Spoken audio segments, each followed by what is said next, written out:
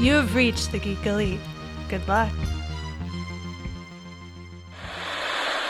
Hey, Nerf herders. You sure you want to go with that? Hey, everyone? There we go. More inviting. Have you ever had a movie that you really wanted to love, but something holds you back? Or one that you did love in spite of a flaw? Well, I'm Kay Sagan. And I'm Sam Alisea. And on Another Pass, we sit down with cool guests to look at movies that we find fascinating. But flawed. And we try to imagine what could have been done when they were made to give them that little push. We're not experts. We just believe in criticism. Constructive criticism. Sure. So come take another pass at some movies with us. And every now and then, we can celebrate movies that did it on their own, too. You can find us at certainpov.com or wherever you get your podcasts. Pass it on.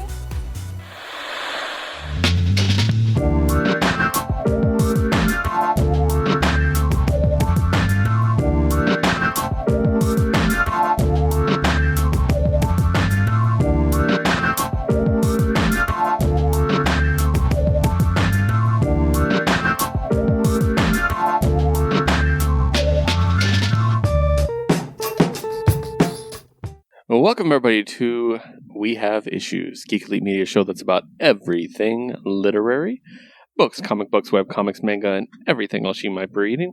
We are here to talk about it. As always, I am your host, Keith, and I'm joined by my Star Wars sidekick who's always at my side, Josue. Hey, and it's not even like a price thing. It's just like, I hate that I'm saying this, but I have to cut back on some comics. I hear you, man. 19 indies in a span of 24 hours, and not including big two stuff. Oh my god, when it just piles up like this, sometimes like, and a lot of these are actually ending, so that's kind of cool too. But sad for some of them are actually great fucking books. But yeah, oh my god, there's so many. Hey man, that's on you. yeah, it is. Yeah, I mean, I definitely, I will say in the last week, from New Comic Book Day to New Comic Book Day, I spent more on comics than I did for my rent this month. Holy shit. Between the two New Comic Book Days and over the weekend, I went to the closing sale of the Samurai Comics Mesa location and spent more that day than I did on either of the other days. Holy shit. So, yeah, it was brutal, but it was worth it. I don't care. A lot of great finds, though, on that stack, though. Yeah, definitely. Yeah. But yeah, so we're here to talk about our rating. Now, I did have one quick news story, and I completely forgot. We were like, oh, no news, and I just remembered one quick thing. We don't talk about manga a lot anymore because we really don't have time on this show. Yeah. But one of my favorite manga was canceled, and that's I Tell C, which was a story about a young female detective who solved crimes by falling in love with the criminals. Oh, that's right. Oh, really? That's such a great premise. It only went 21 volumes, and I'm really annoyed by that. Or 21 chapters, I should say. So I'm really annoyed by that. So check it out if you can. It's still on the Shonen Jump app.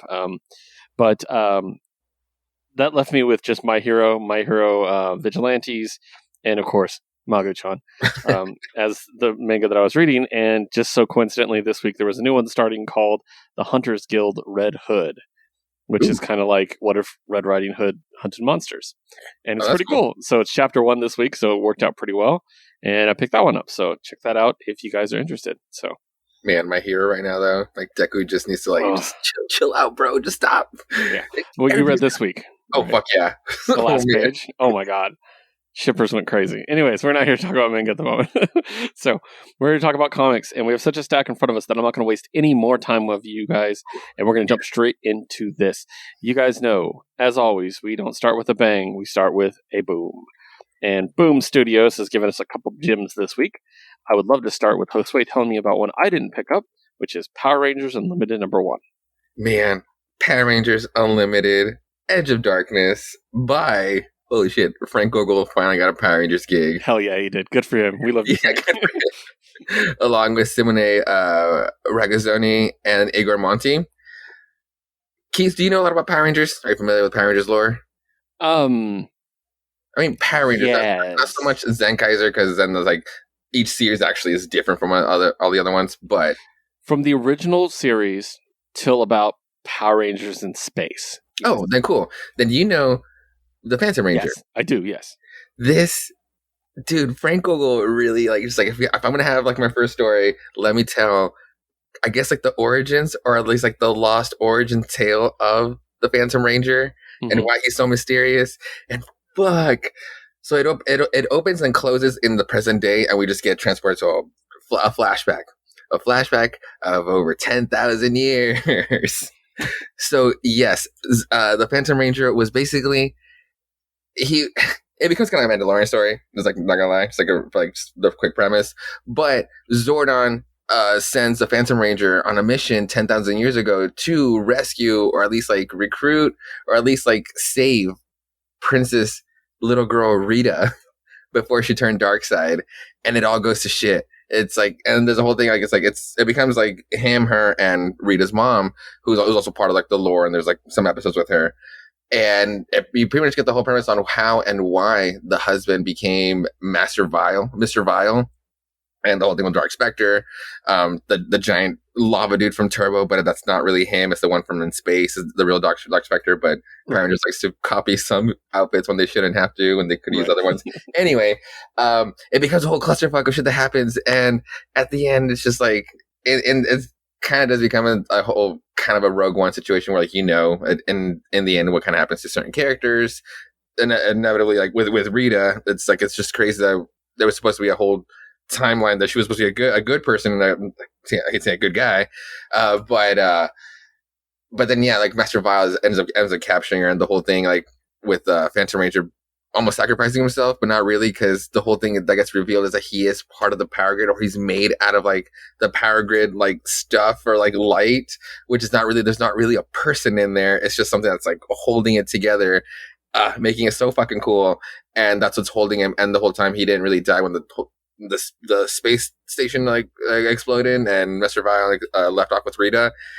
He just stayed suspended in space until he was pretty much like was able to recover, and then we cut to the present, and pretty much like him contacting back to Zordon, being like, "Yo, the planet's fucked. Like, Dark Spectre has made it through," and it's supposed to be like one shot. So I'm actually curious where it's going to span out from here, or if Frank is actually going to secure a job for like a mini or maybe an ongoing series of his own. Because Frank Gogol Power Rangers has been like a thing that's been like happening, and I'm glad he finally got his gig. Yeah, no, honestly, it was awesome to get a Phantom Ranger story, because you just don't know much about him. So the cool thing about him is like the mystery, But yeah, this is actually really cool. No, I remember I gave up during that one, because I remember, was that the one where there was one of the Rangers was actually an alien dude? He had like long blonde hair. Yeah. Yeah, and I think the Phantom Ranger came out during Turbo, like the Cars one is when he actually made his debut. But it was the space one was the last one I watched with him. I remember one of the girls in that was one of the hottest women I've ever seen in my life when I was a little kid. I had a crush on the Yellow Ranger from In Space too. yeah, and I was like, hello. So yeah. All right, moving on. Boom Studios' next book is The End of What a charming, amazing, fun little book. And a book, I should mention, Josue, you appeared on you did a guest appearance about queer comics with our friends. And this book didn't come up, and I was really shocked. I completely missed out. I mean, there were so many books that were talked about, and you're right. This one should have been highlighted as well.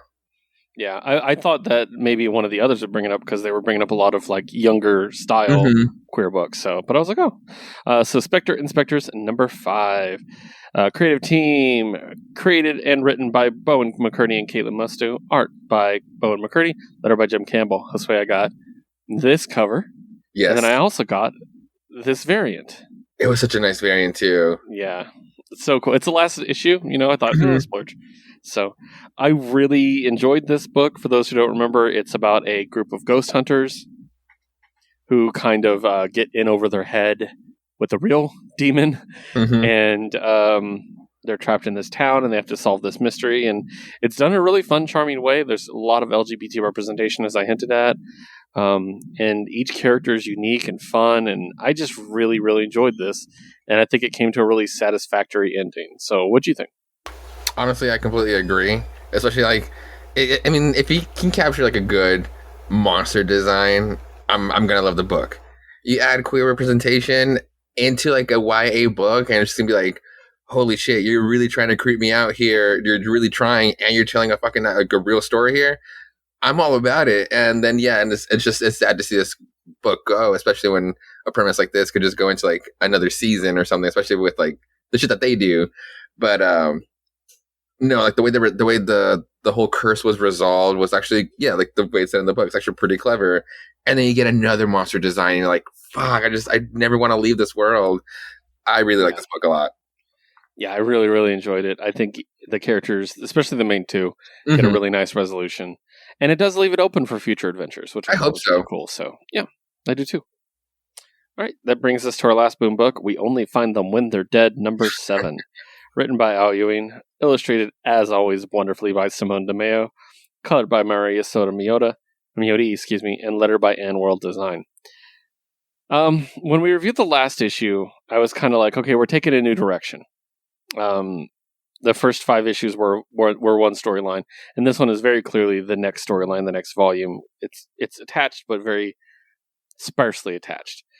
This issue makes those attachments. It builds those attachments more so that we can see it. And for the first time, I really started to get to click with this world a lot in this issue, I think. I started actually paying attention to the years of everything, so I can be like, "Oh, this was then," because there were so many like, and I'm like, "Oh wait," and then I have to like go back and look it up. And this one, I'm like, "Wait, what year is that?" Let me go.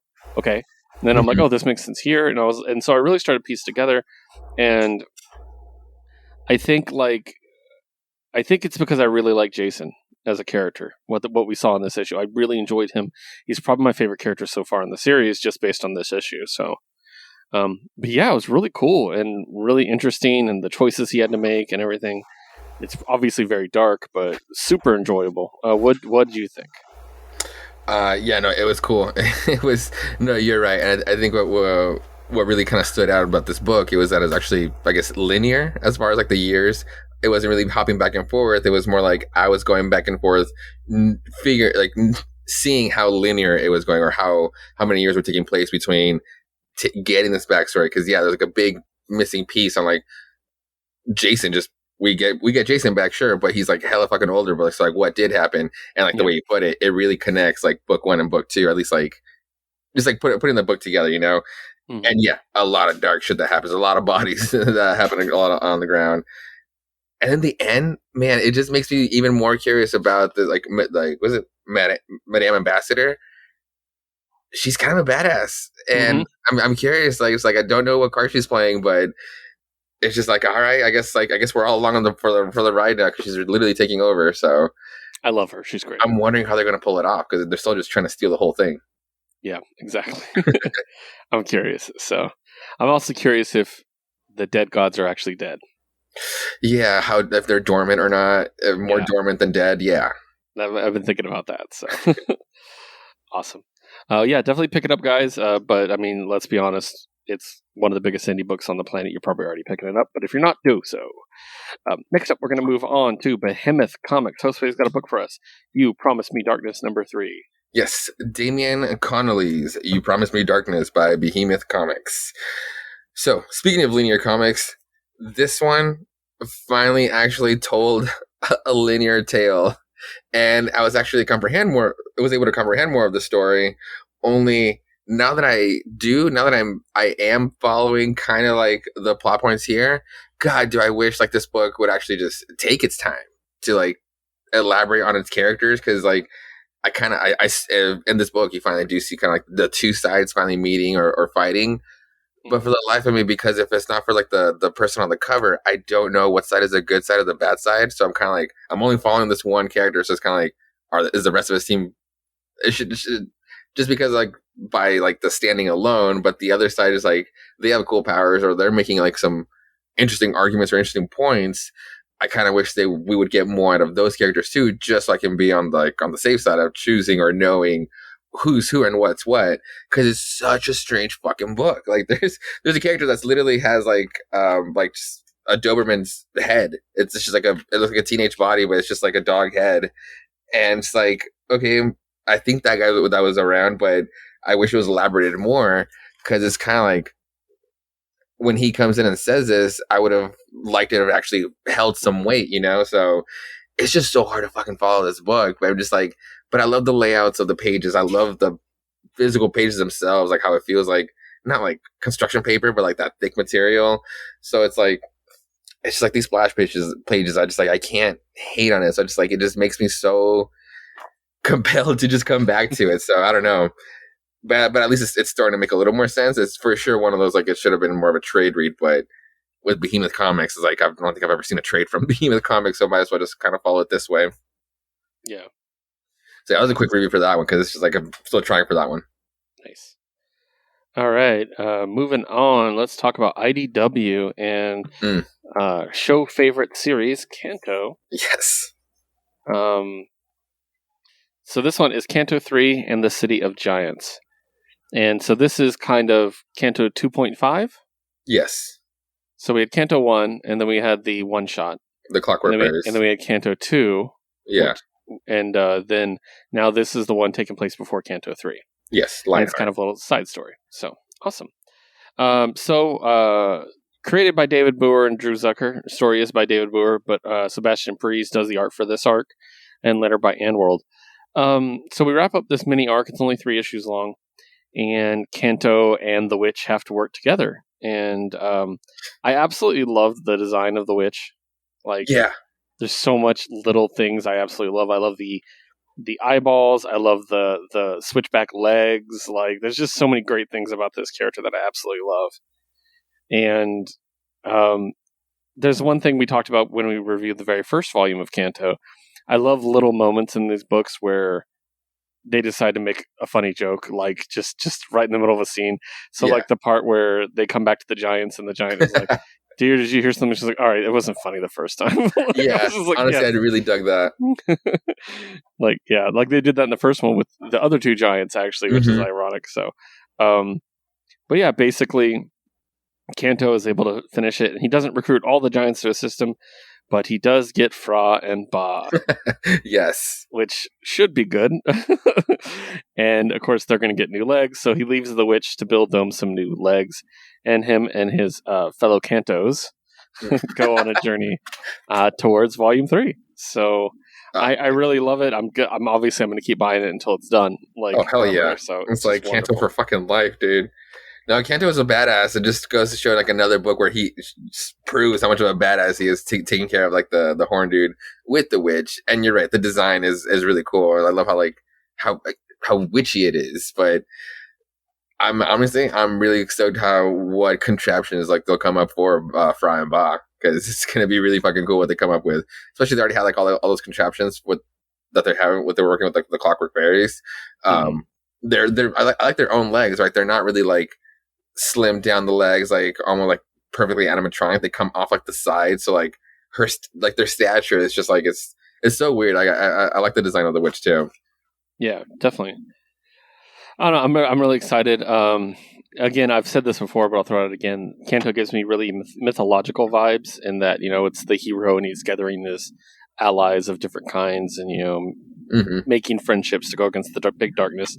It's just, mythology 101, and it's just really, really well done. I really enjoy it. So, next up, Josue, talk to me about Bad Idea and ENIAC 4.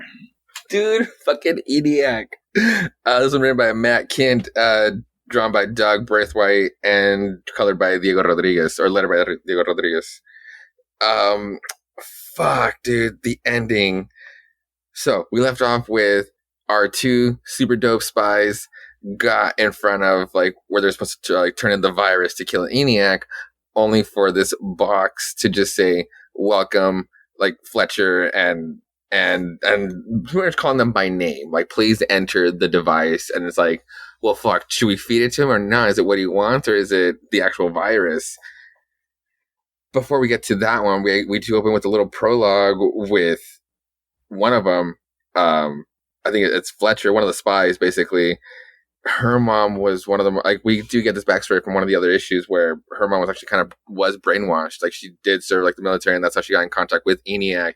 And at that point, she was kind of like, she succumbed to, I think she wasn't brainwashed, because she says she wasn't brainwashed, but ENIAC was able to recruit a whole colony of people, so I think kind of go into into their own vault, and thus people started reproducing, and one of them being Fletcher. And then she in the end got to escape, but in that process she had a specific toy, like one was like speak and talk toys.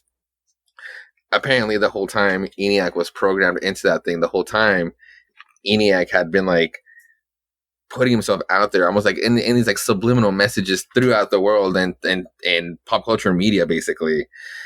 And so now coming back to the two spies and what they should do, they also have like their own team, and they're like, oh shit, ENIAC got to the super spies, we should just kill them too. So everything's gonna kind of go into a clusterfuck. And you start believing it, you start seeing it that Fletcher and Falk, that Fletcher was like, she was basically like being programmed by ENIAC to do this, to finish this. And in the end, she was able to put that wire into it. So she fed the thing. And then the other one, Falk, just like gets pissed and just like breaks down like the machine. Turns out it's like a door. And when they go in, it's empty. ENIAC wasn't there. The only thing that was there was like one of those like speak and talks, and just says, goodbye, Fletcher, and thank you. And then the what the fuck of it all happens. ENIAC succeeds, right? The whole time the world pretty much got together for a second and was gonna go invade ENIAC in a bunch of different bases where like nuke heads were. And ENIAC knew this. He had his own little Skynet army of drones that were just fending off and fighting off like all these military like tactics. And ENIAC sets down a countdown from 10 and launches all the nukes. The whole world seizes. The whole world is freaking the fuck out seeing these rockets go up in the air. And that's what they do. They just keep going and going forever. And that's pretty much what ENIAC was after. Not necessarily for us. He could have just been away with us. But his whole plan was that through one of those warheads, he was also going to send himself.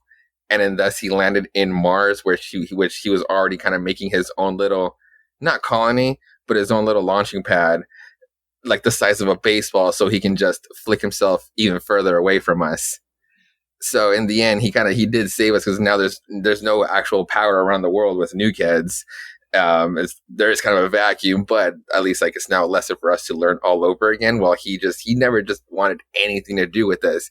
Yeah, he fucked up along the way. But he just knew how shitty we all were, so he's just like, I gotta get out of here myself. I'm just like my own prisoner here with these fucking people. So peace. And then that's cool. It was actually really fucking cool. I was not expecting that, and I thoroughly enjoyed this book. All 4 issues in. Nice. All right, and that was ENIAC. Let's move on to Image. We have a stack of Image this week. Oh fuck yeah, dude. Well, Josue does. I have one. So Josue, I'm going to kick it to you. Let's start with Texas Blood 7. This is a return, right? They've been gone a while. Yes, this is returning. But it technically counts as their volume 7, as they put it. And I fucking knew that, because in between, like, I think it was issues 2 and 3, or 3 and 4, it had said end of like the first chapter, end of the first volume, and then it started over, and we got the conclusion of that whole wrapped up story, which is a little 2-parter. And now, yes, this is starting over, but they're saying it's 3, but it's basically volume 2, that's starting with 7.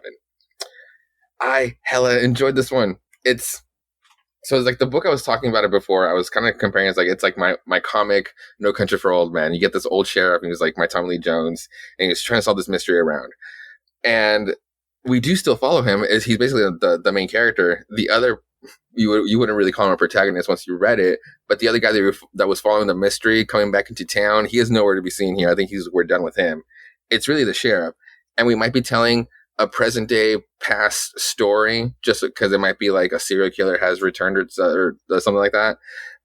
But what got really interesting is that it got very culty, which wasn't there to begin with. Yeah, it was dark. You got that like deserty town, like dark side, like tale, but it never got like this culty side.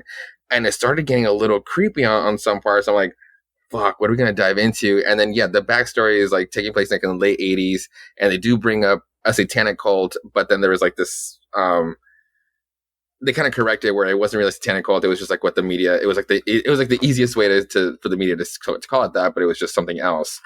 So yeah, that Texas Blood is just starting over, so I'll be quick with it because it's not really elaborating that much. But what's really cool is that now, like, or like in the letters in the back, the way it's described, the way the writer actually describes it is, so while the last volume of our series was tooted by a copy like Paris, Texas, got punched by No Country for Old Men, which was my high note.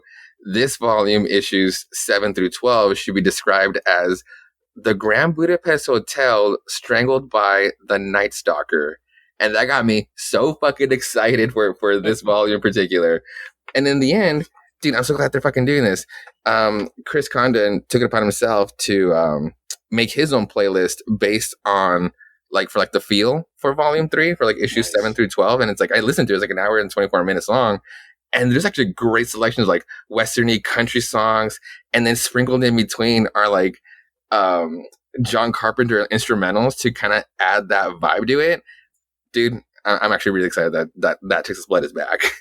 Where the first volume was pretty cool, this issue alone already just is already elevating the whole book itself. So yes. Nice. All right, 2 Moons 5. Is this the finale? Man, see, I don't know. So 2 Moons 5, writer by John Arcudi, artist by Valerio Giangiorando, colors by Bill Crabtree, lettering by Michael Heisler. There's no really the end, and there's no really to be continued, but it is kind of that open-ended. We don't see what happens to 2 Moons in the end or where he's heading off to, so I can see where that ending is. But it's almost well, now that he knows what's there for him, now we should explore that, right? Have him learn all these fucking his ancestral ways, of the supernatural stuff that was always there for him, instead of just being a horror show that this book was. So in this one, we open up with the trial, and for a second, it's almost I was reading it it's for Virgil, when it's where we last left off. Turn the page, and that's where it is.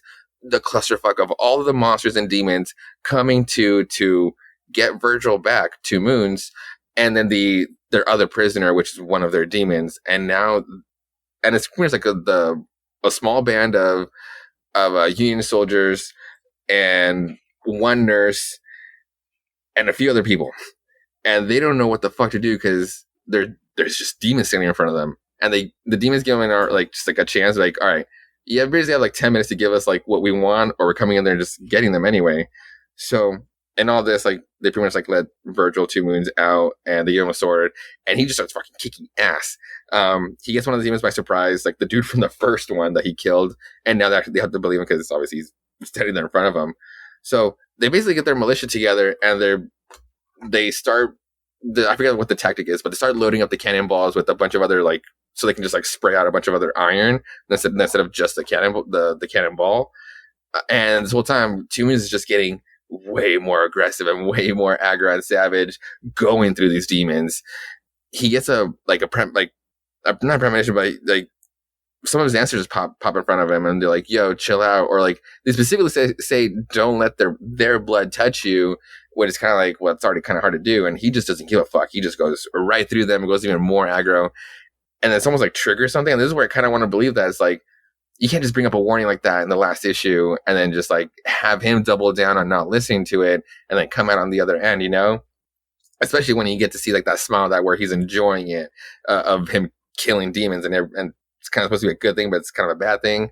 Anyway, everybody's kind of is able to see it through. They do end up keeping that gorilla, gorilla rebel, so a southern dude / demon. They're able to keep him alive so that they can give him a proper trial, so that others can kind of believe it. And this is where it gets really fucked up, towards the end, because we finish with this trial. The dude just has no remorse, and then it gets called out. It's well, a rope isn't really going to do much on him. That's pretty much 2 Moons' last 2 cents as he literally leaves town. So it could be the ending, but he calls it as yo, a regular rope is not going to do anything on a person like him, on something like him. So last page is the town watching, some people leaving, of seeing this demon being hung by an iron barbed wire. It's really fucked up. So yeah, you get 2 Moons leaving, and then you get the last page is the hanging. So it's kind of I guess that's an ending, but I don't know. I haven't seen much of if this is the end or not.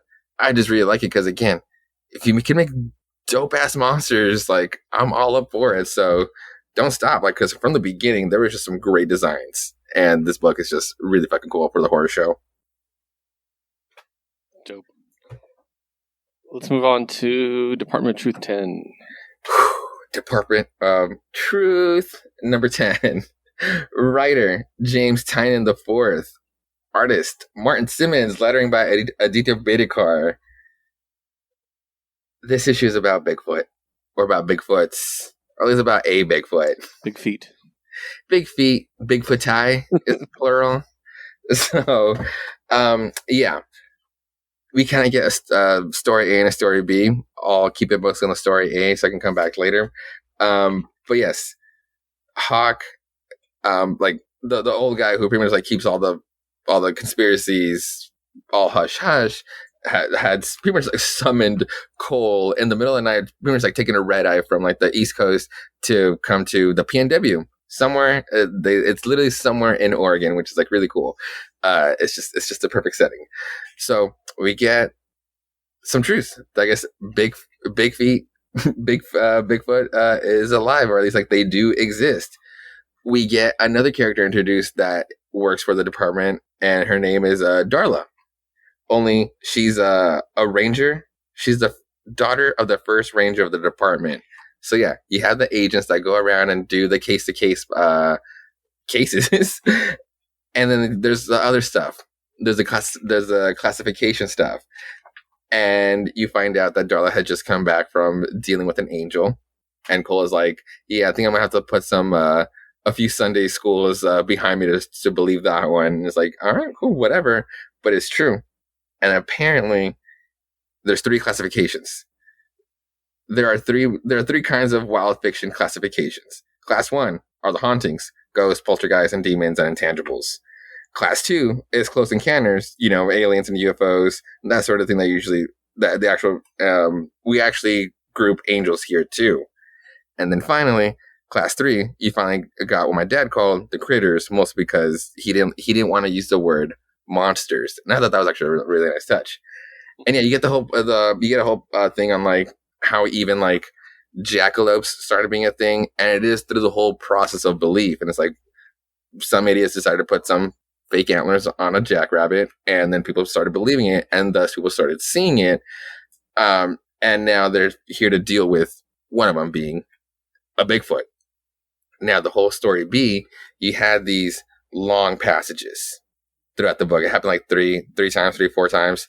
These long passages. Journal entries, it looks like. Yeah. These whole things was about story B, and that was about this other guy, and they usually bring in like this like basically a real case to kind of like follow like the regular person around. And yeah, you follow this person who had a dad who was a big Bigfoot enthusiast, and it pretty much like drove their family apart. And it was only this, and it was the person who's writing this. He had 2 other siblings. He was the oldest of two other siblings, and I guess at one point in his childhood, his dad was going to take him to a quote unquote hunting trip, and the mom got really pissed and was like, "No, you can only if you're not going to take all of them, you can only take the eldest one, so you can just get it out of his mind." And in this trip, it was weird. As soon as they get there, it was just like the dad freaks out because with his son as a witness, they find a Bigfoot footprint, and it's like, holy shit, you know what? Let's go home. Let's do this shit right and plan this right so we can come back and look for him better. And then that weekend, they pretty much like go deep into the woods to where he gets super fucking tired, and he starts having this weird, he doesn't hallucinate, but it's just like he starts getting like these weird smells, like everything doesn't feel right. His vision kind of gets kind of distorted. It's just not a right setting. So, and that's pretty much like the only thing that he kind of held on to for like a long time. And like I said, it drove their family apart to where then he kind of doubled down on believing it. And now with him and his own family, he kind of became his dad, and it drove his family away. And now he's on this one last like, fine, like if this doesn't work out, then he can probably he can finally maybe put it behind him. Only he kind of says that it's also like the only thing he can really hold on to, which is kind of sad. And then this is where the 2 stories cross. He hears the 3 fucking idiots conversing and talking and explaining everything about Bigfoot. So now he's just right behind them, believing and knowing that everything that he's thought to be not real is actually fucking real. And oh man, I'm I really feel for this guy. I don't see this guy coming through, especially because he's just so old in these woods, and he's like, he should not be there. And the whole thing too is because like the way the critters work or the way they are is like, I guess like they kind of are in a way like aliens, like the way because like they're thought of manifested from belief. That's why like the kid kind of felt weird or distorted, because like once you're around it, that's why the Bigfoot's pictures are always blurry, because like they're not fully manifested to be physical. They're just like almost like a blurred representation of like of a belief. And God, I just love how deep it gets.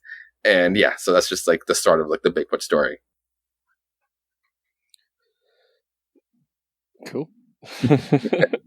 All right, and then you had what looked to be a one shot, Cain and Abel. Yes, and just so it's like a giant thing. It's one of the big ones. Okay. It's one of the big things. You'll probably need a magazine bag for that, by the way. Even bigger? It's definitely bigger than a magazine. Really? Yeah. Like the magazines like tend to cut off a little more squared like, and this is just like huge. Oh, gotcha. Okay. So this is Shaky Cain and Krent Abel, Cain and Abel's. This is just like an anthology with story of some like a bunch of weird tales. It had me cracking up at. There's these like section of like fake letters, like a letter section, but they're all, once you start reading it, once you get to this point, you can just tell they're just like up their own ass on like all this shit. So in the first one, you get who's supposed to be Shield Bug is this guy. He's not really. I wish I knew more about their context, because like I don't know if he's a hero or not. He literally just like roams around, and the story just literally cuts to 70 years ago or 1957. And it's this guy who sees an alien, and aliens come down and it's like, did you write it all down? Just like we told you. Yeah, just like you told me. And what they say, they didn't believe me. And it's like this little rocket pen. And you come back to the Shield Bug, and it's just like he's basically his room, like he goes back to his apartment, is being ransacked by one of his friends who's another like hero like person. It doesn't matter. We cut back to the old guy, back to his time in the war, and that's where he found that pen, like at some point during the war on the ground. And then you turn the page, and this is where they start getting up their own ass, and it's Jack Kirby. Oh God! You don't know. It's like oh, he basically runs out of a pencil, and he rummages through his old war suitcase, and he finds that old rocket pen, and then you get that one of those famous shots, and then fucking stand down here at the bottom is you basically get a phone call, and it's like, Jack, just a quick one. Who's the knot on the surfboard supposed to be? The silver what? What the heck? We'll print it. And it's like, what does this mean? You come back to the feature at a grumpy old Jack at a convention, and it just kind of ends. You get this ad page of just a bunch of wacky ass shit. And then you get to a different story. You get to a story called Black Fur. And you get the monster introduction, and it's this cockroach being, and they have a boombox, and as soon as they turn it on, people who are close enough to hear it just literally start melting away and forming this giant flesh wave, all connected. It starts becoming really gross in comics. And this is where our hero comes in, Black Fur. Could you guess what Black Fur is? No. It is a black bear on a jetpack with two homunculi twins with chainsaws on his shoulders. Meanwhile, the jetpack also has two arms with power drills. It is fucking ridiculous, dude. He basically saves the day. This book makes no sense, but it's so fucking hilarious. Like, the hilarity of it all is just insane. There's another story coming back to the Shield Bug and the kind of that same Jack Kirby house about this dude named Frank. For a second, I thought they were going to run with him, be like a Frank Miller thing, but they never really like actually solidify that. It just becomes a whole different thing on like the house itself. Like the house has like the sub basement level, and like every night the dude is just like, well, that wasn't there before. And he checks on the second night, and it's like, because he didn't open it the first night, it's like a weird hatch, and he opens it, and there's like a second identical hatch, and it's like, oh shit. And it just gets like a little deeper, and in the end, he kind of like goes through a series of tunnels, and he finds a world. He peeks into a world where it's basically one of those like made up Jack Kirby like savage cave woman type of comics, and he just like peeks through it, and like the woman like looks over and it freaks him the fuck out, and he just like ignores it and just like leaves. It's just so weird. And then we cut to like the letters, and God, I wish you could just like read this shit. It's just so funny. There's like call outs and just, it's awesome. And then we get like one last story with like when you see on the cover, this is actually like the roach villain from like that story with Black Fur. The main other story, it's actually like this guy, this like skeleton dude. And he's kind of like what would be like a Deadpool persona, if you will. And he has a sidekick, and it's just like, God, the dialogue is just hilarious. There's a part where like his partner died. He took like a sniper bullet to the head. So like a part where like the top half of his head is missing. I tried to save him. Did what the docs say. Applied pressure to the wound, and just it's like a hand just covering like at the top of the head. It's so stupid, but I'm glad I read it, because like this dude, the skeleton dude that I showed you, he has a grudge on the mouse people, or like the mouse clan. And who they are these jokers. I wish I could say it out loud. It's definitely worth the buy. It's only like $13. It's beyond stupid comics, but it's so worth the have. And I only wish that there was more of it, because I could use for a lot more dumb comics like this. And for like a big thing, like I said, it's only $13. I was expecting like a $20 price range, just because of like the size and just like the effort for something like this to come out from Image. I expect it to be a little pricier. So yeah, definitely worth the find. It's called Cain and Abel, Cain with the K, but yeah, it's just bonkers. Nice. All right, our last Image book is going to be Crossover 7. I actually got this one, so I can talk about it. Written by Chip Zdarsky, penciled by Phil Hester, inked by Andy Parks, colored by Deke Tunniff, and lettered by John J. Hill. Okay, so the first arc of... I'm sorry, I laughed out loud more at this book than I have in a comic in a long time. Oh, that's good. So, the first arc is over, and we're going into a new arc. And as you guys know, this book is normally done by Donny Cates and Jeff Shaw. However, again, Zdarsky and co. have stepped in. Why? Well, I'm going to go through this quick. The main character, his name is Steve Murray, but he's going by Dave Murray. But we know him better as Chip Zdarsky. Yes, he made his own self into this comic book. Because one of the bits they hinted at is, because of what happened with all these comic book characters coming to life, people are taking it out on comic book creators. And they said after what happened to Brian K. Vaughan, which I thought was pretty funny. And then so Chip/Steve is spending this entire time worried that one of his own creations is going to kill him.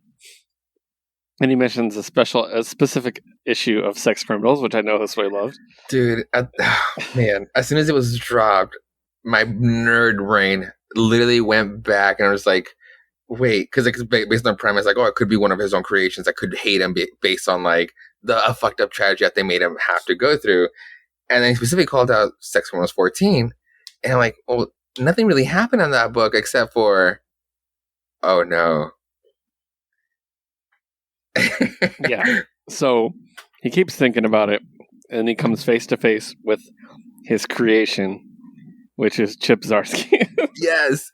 And then confirmed it was exactly who I thought it was going to be, because nothing happens in the book. It's not anybody from Sex Criminals. That whole issue is actually really fucking great. It's a great issue because it really culminates down to between Susie and this other character who was a sex worker, and it ends up being her boyfriend's favorite porn star, but now she's like a professor. Anyway, it culminates to a giant heated discussion, argument, a fight.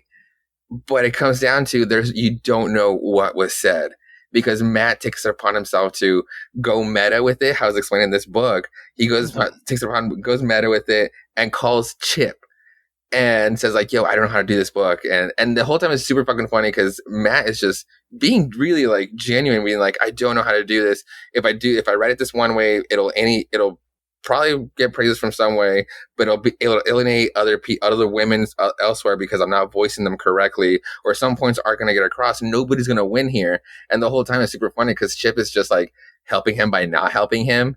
by being this fucking character. And then you get to the end and it's like Matt is just freaking out and is like, all right, thanks Chip for helping out. And the whole time it does a callback that Chip and Matt are giving each other the user agreement, which is hence this super pompous Chip that we get. That's, oh my God. Okay, let's come back to crossover. Yeah. So basically he finds himself. He finds Chip, which is his arrogant online persona, basically. And it gets really meta, guys.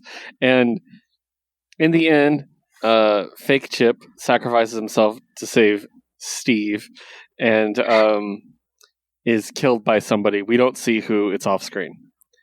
And then Steve is talking to somebody off screen, and he's basically like, I need your help. And he's like, I need you to get this guy. And we get the reveal. Do you know who these characters are, right? I believe so. Yeah, it's Dina and Christian from Powers. It is Powers, okay, yeah. Yeah. So, which I love Powers, by the way. Which is a series from Image, but was written by Brian Michael Bendis.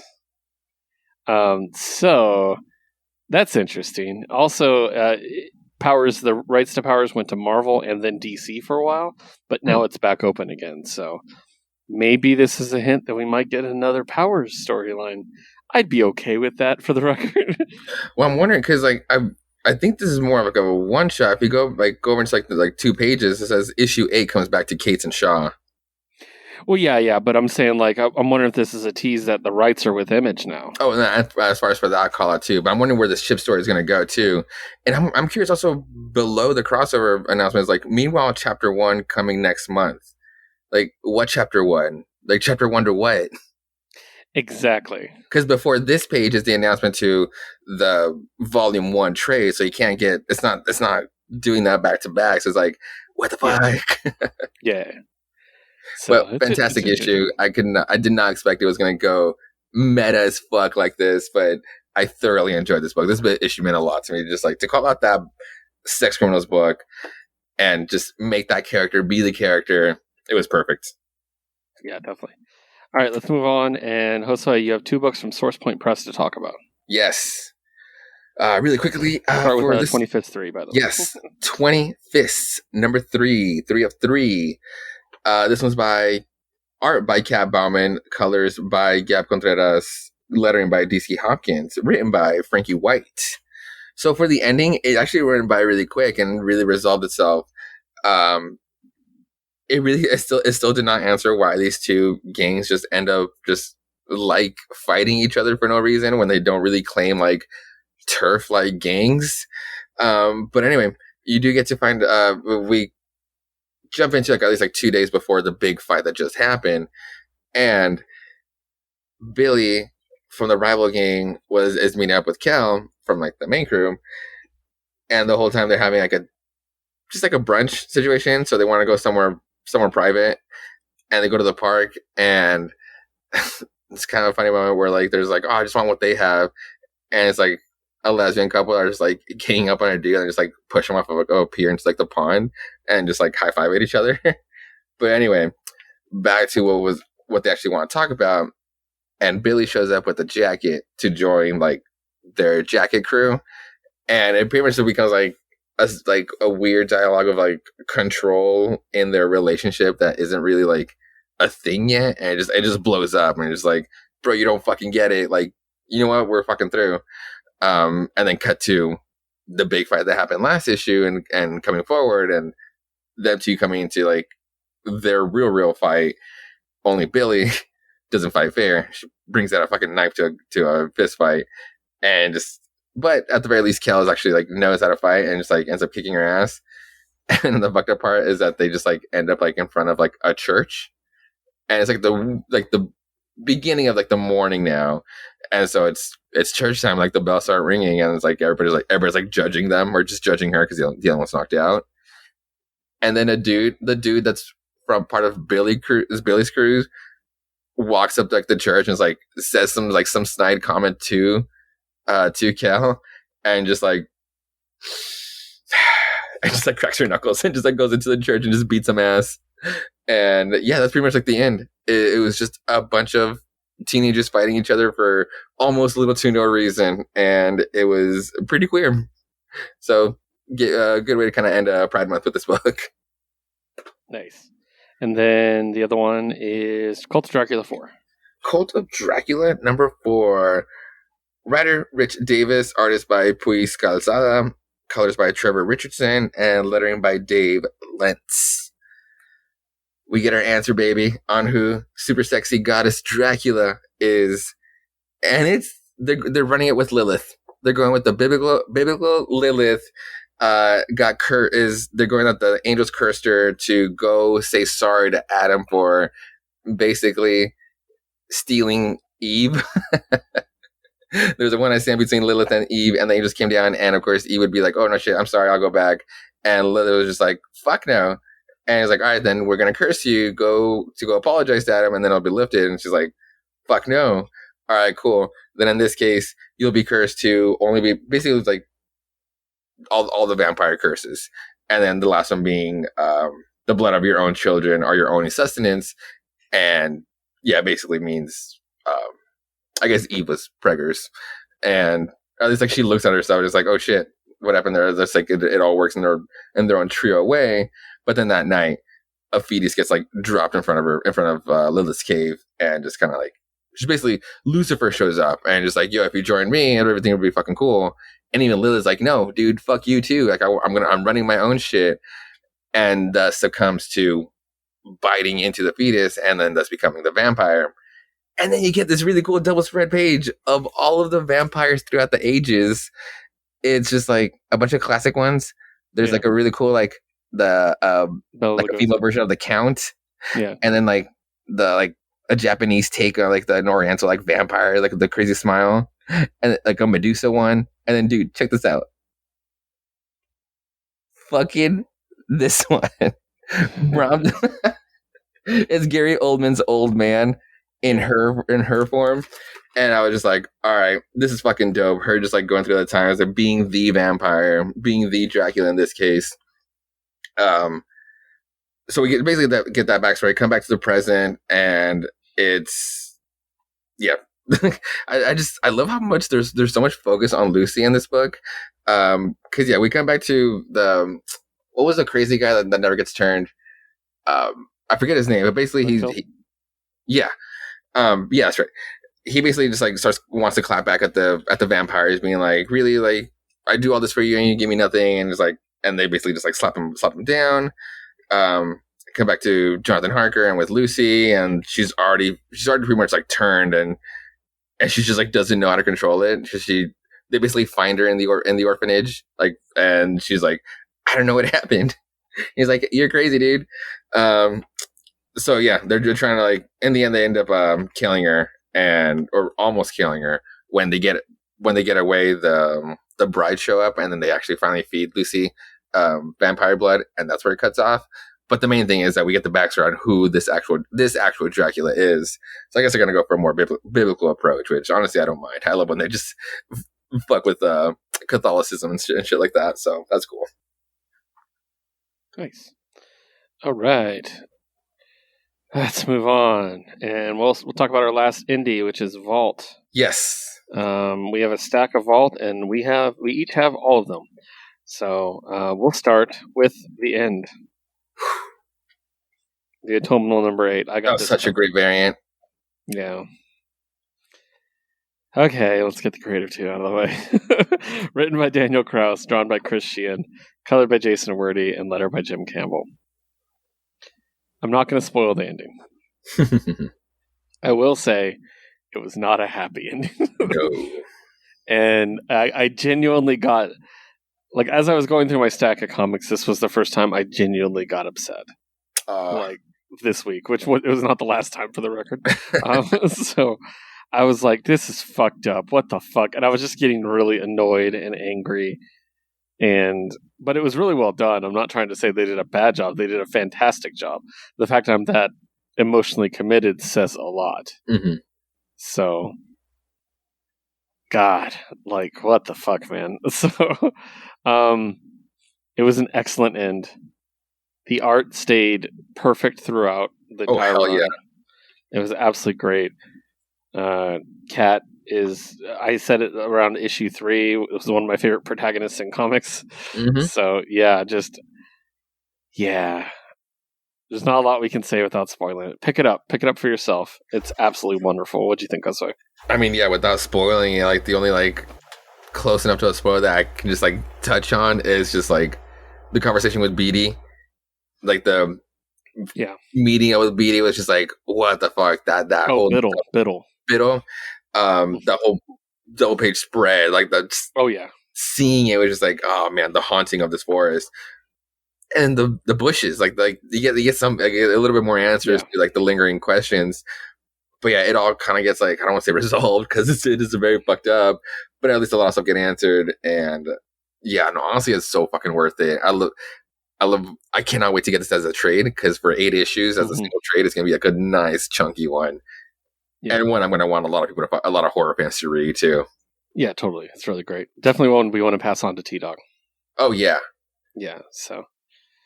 Next up, let's talk about Barbaric #1 from Vault. Okay, so we'll run through the creative team as always. Written by Michael Marici, artist is Nathan Gooden, colorist is Addison Duke, and letter by Jim Campbell. So I had the lowest expectations. Really? For this book. Oh my god! Because I was like, you know what? It's a barbarian story. That's fine. Mm-hmm. It'll be a barbarian story, maybe with a cool Vault twist. But this book exceeded my expectations in ways I cannot explain.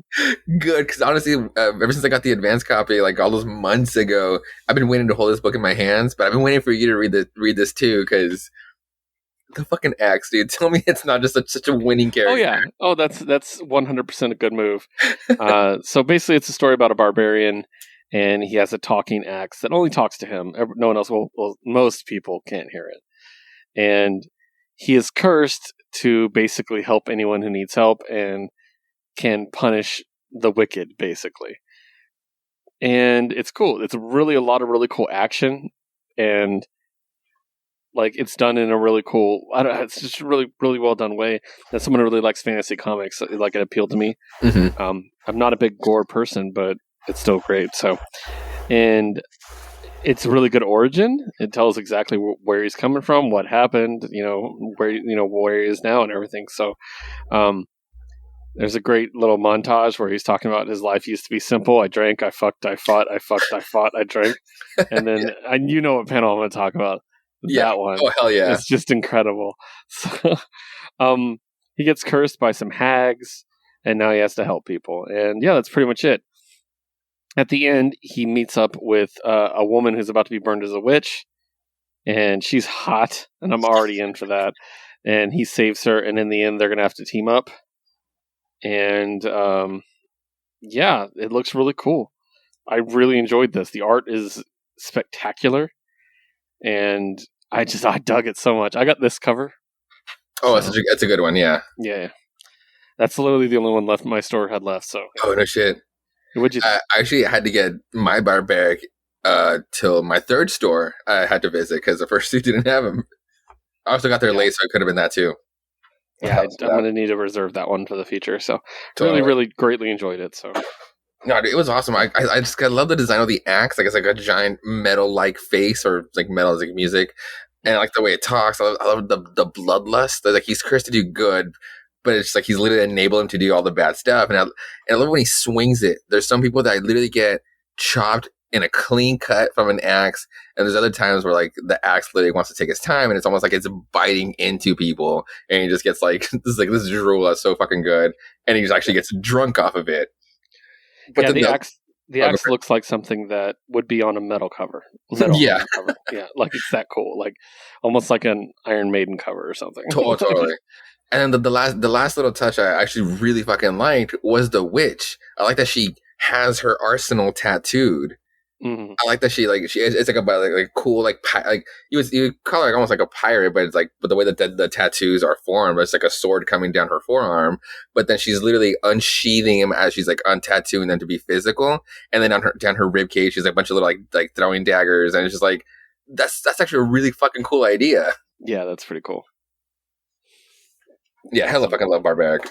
Yeah, I was very happy with it. So Cool. Next up, Witchblood number 4. I got the tarot cover again. Nice. And creative team, Matthew Ehrman, Lisa Sturl, Gab Contreras, and World. So it's issue 4, and basically everything from the last issue comes to a head. So you got the Shed Witch, and you got our main character. You got 2 bounty hunters showing up, and you got the vampires show up at the same time. So it's just one big fight, basically. This one also comes with a song. Yes. Which is This Magic Moment, which is a great song. The Lou Reed cover. Yes, exactly. So it's just really cool. We get a cool, fun action scene, a little bit of negotiation as to who's going to work with who. And in the end, we have a little bit more of an idea of where this is all coming from, a little bit more background developed, especially for the vampires and where they came from, what's their issue with the witches, things like that. And we have a little bit of an alliance at the end, which is kind of cool too. So I really dug it. It's a 4th issue, which we always say, that's the era where it's not too much going on. Yeah. But I thought it was a solid 4th. What do you think? Oh, totally. Especially like when she drinks this magic moment and like her manifestation was like, fuck yeah, this kind of power boost is what I've been waiting for. And then, yeah, just like almost like elevating the story and like, or opening up the story that much bigger with like the vampirism hierarchy, if you will. And then also just like the song choice. I actually like that they went with a song specifically from a soundtrack already to just add to this vibe. Actually, I like how kind of ballsy that was to just like use that one. And then like the nice nod, like this one really reminded me of Afterworlds, my LARP with the cowboy lady when she's like, fine, but I get all the bounties, and the other one's like, wait, what? And that's Afterworlds. If you're not quick enough to call your bounties or to call your fucking price, someone else will. Just like that quick. Dibs is law. Yeah, exactly. So, all right, next up is Vampire the Masquerade number 9. Written by Tim Seeley with the backup story written by Teeny and Blake Howard. Drawn by Stephen Molnar with Nathan Gooden doing the backup. And all of it's covered by Addison Duke and letter by Ann World. Oh my gosh. So the prince's court is under attack by these hunters. And he's trying to get them out of the way. Calder's like just trying to get them all the way, and they're still getting attacked. And we get to see like some blood alchemy where he like, oh yeah, the like, wall locks or like makes a wall of blood to seal the door and stuff. It's so cool. I love it. And meanwhile, Cecily is like trying to get there to help basically the entire time. So lots of fun, really cool action. We lose several characters. Oh yeah, I loved the death of the ghoul, the girl that he uses as a bullet shield. And it's just like, you served your master's well, little ghoul. This is, after all, my favorite jacket. Like, it's just so cruel. Love it. And just, yeah, it was just really dope. And then we get a really cool bit with, because the whole thing has been Cecily versus Allie, And in the end, what is Allie doing? Interesting. Yeah, I'm kind of, I don't know. She is a vampire now. Yes. So technically they'd be hunting her too if they know. So, you're right. So I don't know. We'll see, but interesting. But then she started killing knocking all the military dudes out too. Yeah, that's what I'm saying. Like, so what's her? Yeah, what's her deal? So power, I like Allie. But like, so I hope more than that. Yeah, I hope something happens to her because I like Allie. So, and then we get the Anarch tale on the back, which was a really cool one because it's happening pretty much side by side with this. Yeah, where 2 vampires are trying to run away. One of them gets killed pretty much immediately, and our favorite little Nosferatu saves her. And that was just really absolutely great. So, really digging this, especially since I've been reading the rule books again, and I made my character. It's just, I've gone back to look at the books and looked at the other character sheets and been like, oh, I see. Okay, so this makes sense and all that stuff. So nice. Get me pretty hyped to play again. I'll say that. But but no, I love it. I love this book, and I'm really happy we're getting. I don't know if you saw this. They announced a big crossover for Vampire the Masquerade coming up from Vault. So excited for that. Honestly, I'm so fucking excited for that too. that crossover book, or at least like of all books, or at least like their one IP book, and then actually kind of making it an event thing. Yeah, love it. All right, and our last. We always save this vault book for last. Money Shot number 12, written by Tim Seeley and Sarah Beatty, drawn by Carolyn Lee Lane, colored by Kurt Michael Russell, and lettered by Crank. I love this book. I still love it. Every review is the same. Like, we love it. God damn. Yeah.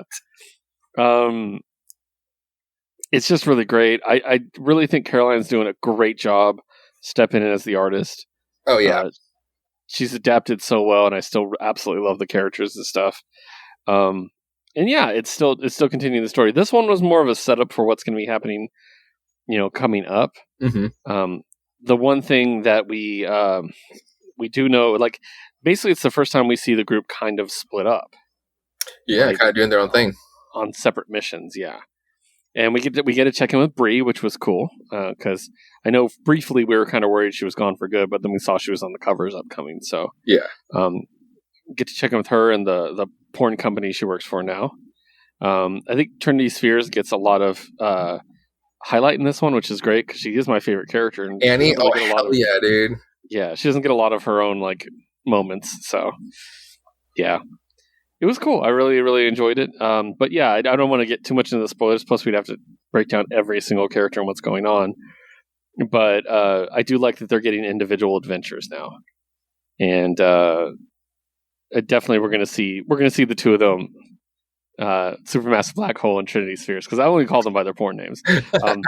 We get to see them on their own doing something cool. So. Yeah, I liked it a lot, quite a bit. So, and of course, I did get the Not Safe for Work cover. Oh my god, yes! I was so excited for it. Excellent. As soon as I saw it on Twitter, it's like I need that one for sure. Yeah, it's absolutely great. Oh, the edited version. Yeah, I saw that post too. I was like, yep, I need that. So, excellent. I'm always up for more Money Shot whenever it's available. So, dude, yeah. If anything for this issue, yeah, Cancer Sync makes her return, if just for like a little bit, and God, that Centaur goddess just has my heart. She's so fucking hot. And then also just because now it's actually canon through an issue here. It's a callback now. I actually have to go and find the Playboy issue that had the Money Shot thing. I know I can find the story online, but now it's a callback in an issue. I actually need that issue to be Was it actually printed in Playboy's physical magazine? Was it just online? I thought it was the digital only. Oh, okay then. Fuck yeah. It's going to be in the trade, though. Oh, nice. Okay, then. It's in the second trade. I know that much. So nice. I read that somewhere. Yeah. So nice. All right. Well, then we're moving on. We're going to start on the big two, starting with DC. Light DC week for us. I'm going to start off with two books I have that Josue does not, and they are big ones. And I'm not joking when I say big. Oh shit! Because they're supersized, $10 a piece. So. We'll start with The Infinite Frontiers Secret Files. Mm-hmm. This is literally a bunch of... Okay, so it's Director Bones from Checkmate. And it's kind of like, okay, do you remember in like whenever they did Marvel crossovers for a while, where there'd always be an issue where it's one person, usually like the main bad guy or super spy of some sort, and they're just sitting around talking about everybody? Mm-hmm. And it just basically introduces you to all the major characters that matter. Yeah. I always remember the Age of Apocalypse one. It was called The Chosen. And it was literally like Apocalypse's files on everybody and someone was reading them. It was really cool. Anyways, that's basically what this is. Okay. Dr. Bones is listening to tapes about characters that are going to matter coming up in Infinite Frontier. So massive amounts of creative team. The first one's about President Superman, which is from Earth 23, I want to say. With Brandon Thomas and Joshua Williamson, art by Valentin Delandro, color by Marissa Luis and Triona Farrell, and lettering by Tom Napolitano. And it was pretty good. It's basically, it's the Superman story, but he's also the president, so he's having to go around and defend the world and also pop back for meetings with ambassadors and stuff, which is, it's kind of fun. I really dug it. So not a big Superman fan in general, but it was cool. There's also a bit where they talk about how as much as he possibly can, which is like at most a few minutes a day, he goes into this interdimensional space called the Margin. And you can see here, it's just darkness, and he's just there, and he's like naked. There's nothing like interacting with him, and it's basically helps reset his mind because there's so much going on that he has to slow down every once in a while. So that was pretty cool. I really enjoyed it. So, the next story is written by Stephanie Phillips. Okay, so just the creative team. Okay, written by Stephanie Phillips and Joshua Williamson. Art is by Naki Miranda, color by Nick Filardo, and lettering by Tom Napolitano. Already, I want to read it because I love both Stephanie and Joshua. Right? Yeah. It's about Roy Harper. Oh shit! So I definitely want to read it, and it's basically a really cool flashback story of Roy learning basically like he's trying to stop Slade, misses, and Slade gets away when he's still speedy, and Green Arrow's just like, it's not your fault. We both missed, I didn't hit him either, it's just like, and so it's just him learning a lesson.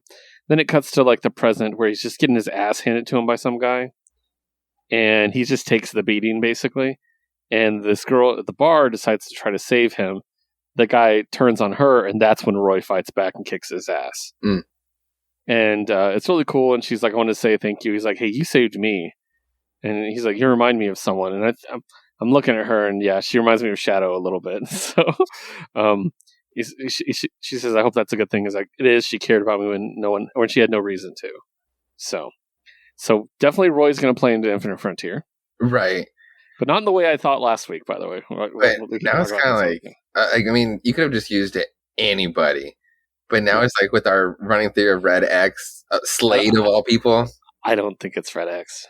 You don't think he's Red X anymore? No. We'll talk about that in a minute. So, then we have a Jade and Obsidian story, which I fucking loved because I love Jade and Obsidian so much. They are the children of Alan Scott, Green Lantern.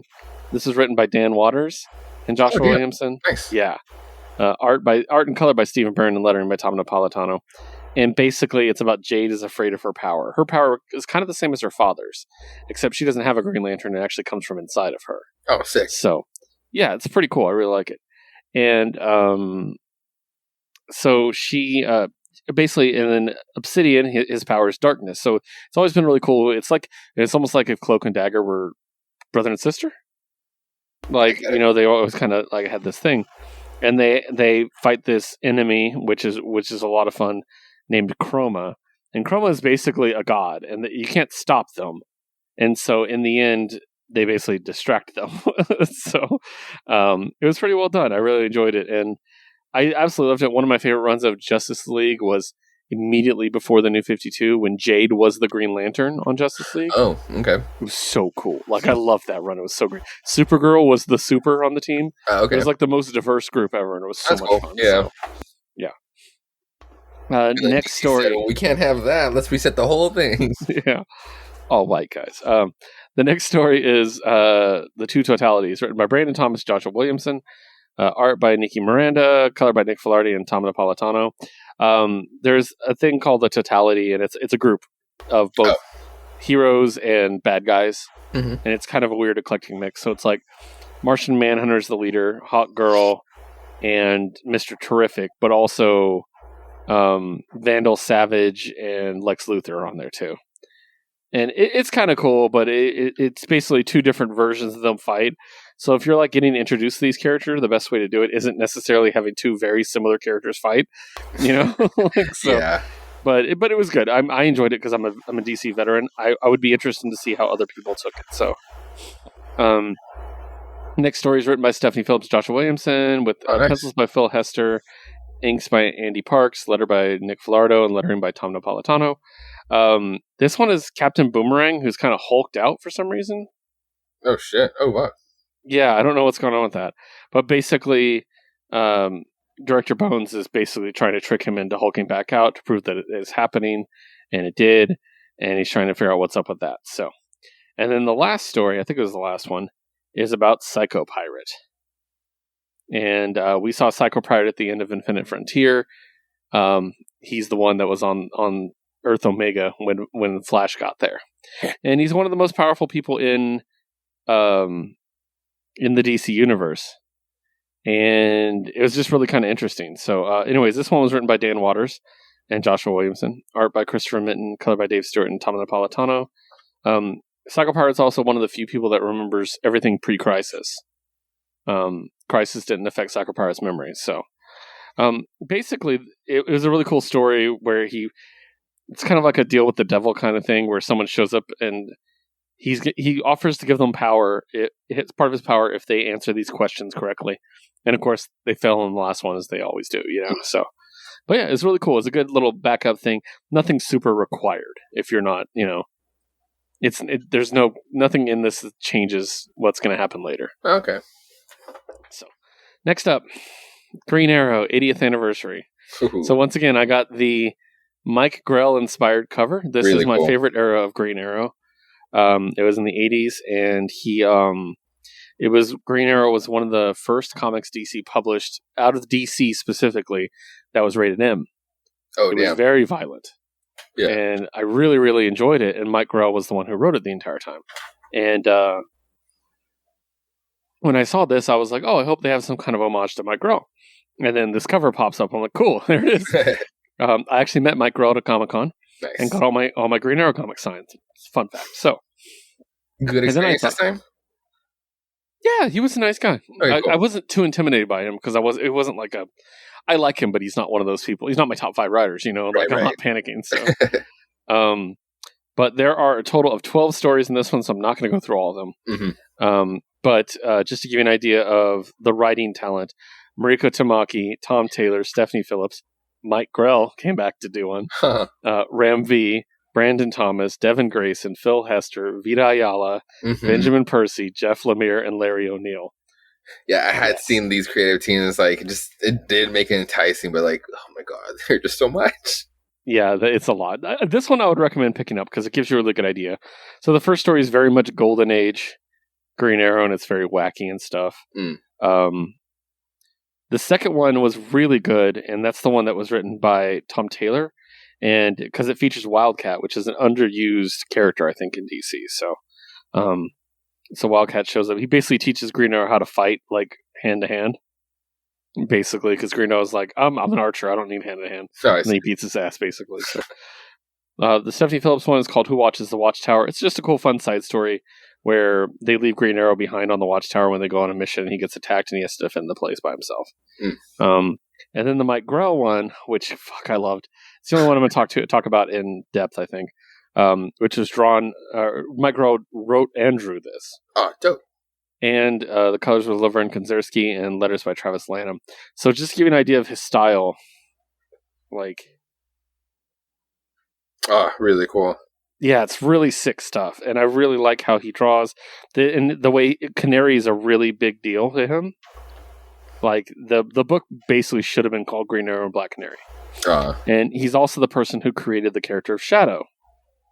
And so she features pretty heavily in this story. And again, I just love the way he draws archery. He always did a really good job. Oh, yeah. Those are good poses. Yeah, so I loved this book. It was great. It's them working together and doing the right thing, It was also when he lived in Seattle. He was the guardian of Seattle. And he had a florist shop called Sherwood Florist. Yeah. He was also mayor of Seattle for a while in the story. Oh, goddamn. That's really cool. Yeah, it's a really good, dude, that run, if you can find it, it's so good. Then we got The Arrow and the Song by Ram V, one called One by Brandon Thomas. And again, there's a lot of them here. But the last one I want to talk about is the one written by Larry O'Neill, which might not be a name that's familiar to you. Larry O'Neill is the son of Denny O'Neill, who is the one who actually created Green Arrow. Oh, nice. He recently passed away. And so this story was written by his son in honor of his father. And it's literally the story of basically the life he led. And it's a lot of him, it's him reading comics as a kid and seeing Superman and him serving in the forces and him writing and things like that. And just a lot of his best moments, in comics, just him sitting at a desk writing them, and it's just really interesting. And then it gets really sad, and this is the second time I got emotional because it's him in basically a retirement home with the nurse singing to him, and then he's thinking of the first story that he read as a kid, and then he fades. Ooh. And then it's all the heroes and shit. I'm good God. Aw. Yeah, that shit was brutal. But it's really good. I mean, honestly, especially if you're not a big fan of Green Arrow, this one does such a great job of going through all the eras of Green Arrow that you pretty much get an idea of the character as a whole. It's really well done. And it does feature a lot of the side characters. So you see Roy, there's a Connor story. Who did the Connor story? Just curious. Connor's story, let's see, it was... Okay, that's Roy. I do love me some Connor, though. Blah, blah, blah. Is it this one? Let me see. I'm still looking, and there's a lot of Black Canary, which you should expect with Green Arrow. If you're the kind of person who's only seen the show Arrow, okay, you don't realize how intimately they're tied. Oh, okay. It's very much so. It's Brandon Thomas wrote it. Okay, cool. Yeah, with George Corona, Matthias Lopes, and Steve Wands, and it's kind of cool. It's done in a modern action style. So. Oh, that is cool. He does look cool. So. All right, last DC book, Teen Titans Academy Yearbook. I think I know what you mean by not Roy anymore. Yeah, I think they kind of told us that. So, so this once again is another kind of anthology book where we get a couple different little stories, not as big as the others. But it's a yearbook book, and I actually really like that. Yeah, there's actual bits of a yearbook, which I thought was great, just like the new X-Men one we had. Mm-hmm. At the end, so the yearbook staff, I really like that touch. Oh yeah, definitely. So the first story is about Stitch and about the dreams Stitch would have if Stitch could sleep, basically, which was really sad. Yeah. And it basically developed the character of Stitch, which I thought was really cool. Oh, absolutely. And did an absolutely cool reveal where we found out that Dr. Fate is basically the sponsor for Stitch. Yeah, and that's super dope. Absolutely. That definitely makes Stitch more important in my head immediately. Not necessarily a legacy character, but if this is who Dr. Fate is taking on, that means Stitch is fucking important. Yeah, and maybe one day Stitch will be Dr. Fate. So. Oh man, oh god, damn, yes. So, and Stitch runs for class president. We find out they won because at the beginning there's a letter from the president, the class president, which is Stitch. So, yeah. And then, there's a lot of little yearbook stuff. Here's the faculty. And once again, we get yet another Roy Harper tribute. Yes. I don't know. We'll see. But we get some more stories. We get a Beast Boy Raven story, very brief. We get the most athletic, most blah, blah, blah, most likely to succeed. I would have liked to have there been more of these because there were only 5. Yeah, me too. So, but yeah. And then we get a really cool story with Tubi and Matthew Price. Thank you, Matthew Price. And we kind of like their friendship, and Matthew has nowhere to go, and it's kind of like he now has a second home. It's cute. It's a cute story. I liked it. I like him reminding us, I'm not a fucking Superboy, dude. Then we get another page of the actual yearbook, but someone did the red X, and they covered up who really likes Kid Flash, and I really want to know who that was. So, also, I love that Matt Price's pick was Wonder Girl, because it's Cassie Wonder Girl who I like, not Donna Troy. Oh, okay. Imagine that. Imagine you're Donna Troy and you're the original Wonder Girl, and one of your kids says you really like the other Wonder Girl. And then we get a story at the end about some foster parents and how they're abusing the children, and this is where we see Red X bust in. Stop the foster parents. One of the kids seems to be very damaged mentally, and so it looks like he essentially takes them under his wing. And then we get 3 months ago, and we see somebody in shadow, presumably adult Red X, saying, "So kid, you want the mask or not?" to a kid wearing a Teen Titans backpack. That's why I don't think it's Roy. Right. The older one might be Roy, but I still doubt that. That doesn't fit. Right. The whole when is 9 years ago, especially because what do you really call 9 years ago after the New 52, after Convergence, after Rebirth? That doesn't really hold here. No, honestly, I fucking love this issue. I almost didn't get any DC books until I got to the very bottom of the list. Teen Titans Academy yearbook. It's oh hell yes, it's gonna be so much fun. Strange Academy needs to do one too. Yeah, definitely. The only other thing I was thinking of, and I'm just double checking to make sure I don't talk out of my ass when I'm saying this. It might be either Ravager, not Rose, her brother Grant. Okay. Or it might be Joe Wilson, which is Deathstroke's other kid. That was Jericho in the Teen Titans. Was the X Master spot their crush? Because I thought the X Master spot was revealing who it could be based on they're covering the person who it is. I don't think that's it. I think they're just graffitiing a yearbook, basically. Okay, cool. Yeah, I don't think it was a hint. Because it would still be a student. It would still be part of that group of kids. I think we're looking at their yearbook personally. Mm. Oh, okay. So yeah, so the people that signed their yearbook, we might be able to disqualify. But I also don't think we should read too much into it because it's a yearbook special. True. So, all right, guys, moving on. We're going to start our Marvel stack. And, man, what a week for Marvel.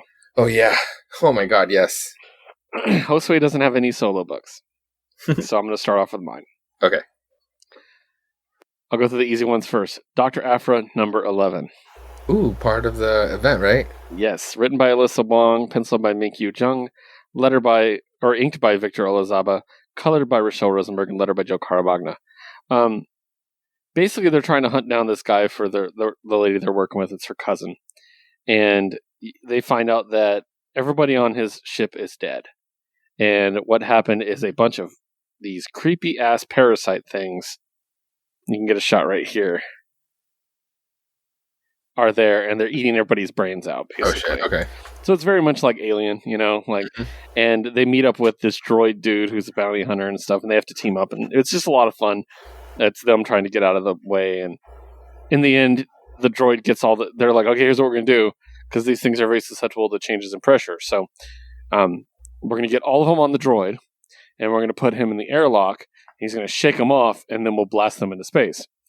So he runs into the airlock, and then they just shut the door behind him and blast him into space because they're bastards, and I love it. So, not bad. But yeah, basically, and then they get an invite to the auction for Han Solo, frozen Han Solo, at the end. So that's going to tie them straight into the War of the Bounty Hunters. So good stuff. Loved it.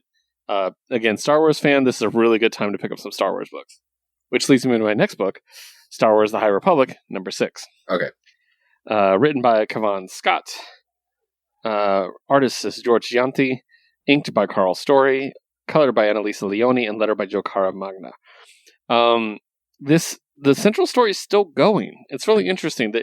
I haven't felt a hard volume cutoff yet. Okay. And being that this is a Marvel book, it's kind of weird. Basically, the Jedi are having to team up with the Hutts right now to take on these this alien, plant race that's trying to assimilate everything. So it's really interesting because there's a lot of Jedi being like, I don't agree with their methods, but we have to work together, and it's just kind of fun that way. And in the end, so Skier is still possessed by the plant people, and it looks terminal. He's basically in a coma, and he's in like a stasis field that's slowing down the infection. And basically, Trennis, his former Padawan girl, is like, I'm not going to let him do this alone. So she steps forward and gets infected as well. Goes inside, and then they're basically in like their force projections are inside the hive mind, basically, and they're trying to basically destroy it from within. So they're doing that and everything, and then in the end, Skier is like, he won't let anything happen to her, and so he basically ejects the infection and is, we failed, and he's like, basically they're trying to find the central core of this, and they don't know where it is. And then you find out that she actually, in their dream, scratched the name of the planet into her arm. Oh, so now they have a location. And it's not a known planet, but it's like a legendary planet. So they got to find it, which is traditional Star Wars stuff. Yeah. I'm digging it. And I really think I'm going to read that Star Wars book next as my fun read. So. Oh, the novel finally? Cool. Yeah, I think I'm going to start there. So, yeah. So, yeah, good stuff. 2 Star Wars books this week. So, next up, another solo book for me. And I'm just grabbing all my solos. So if there's a Marvel pattern this week, it's the color black. So we're going to start with Black Widow. Ooh. Black Widow number 8, written by the incredibly talented and amazing Kelly Thompson. Penciled by Elena Casagrande and Rafael de la Torre. Inked by Elisabetta D'Amico and Rafael de la Torre. Colored by Jordi Belair and lettered by Corey Petit.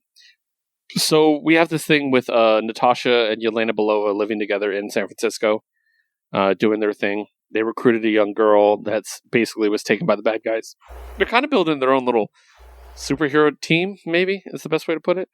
And the next person to join is Anya Corazon, also known as Arena. So she shows up, and she kind of goes undercover for them and stuff, and they're all teaming up and doing things. Once again, this book just continues to be one of the best action, drawn books in comics. And it's just so good. I really absolutely love it. It kind of leads off with a cliffhanger so that the story isn't resolved, so I won't go too much into it. But yeah, just look at this stuff. Look at the action of it. It's just so cool. And I like how it's the concentric circles out of the corner. Yeah.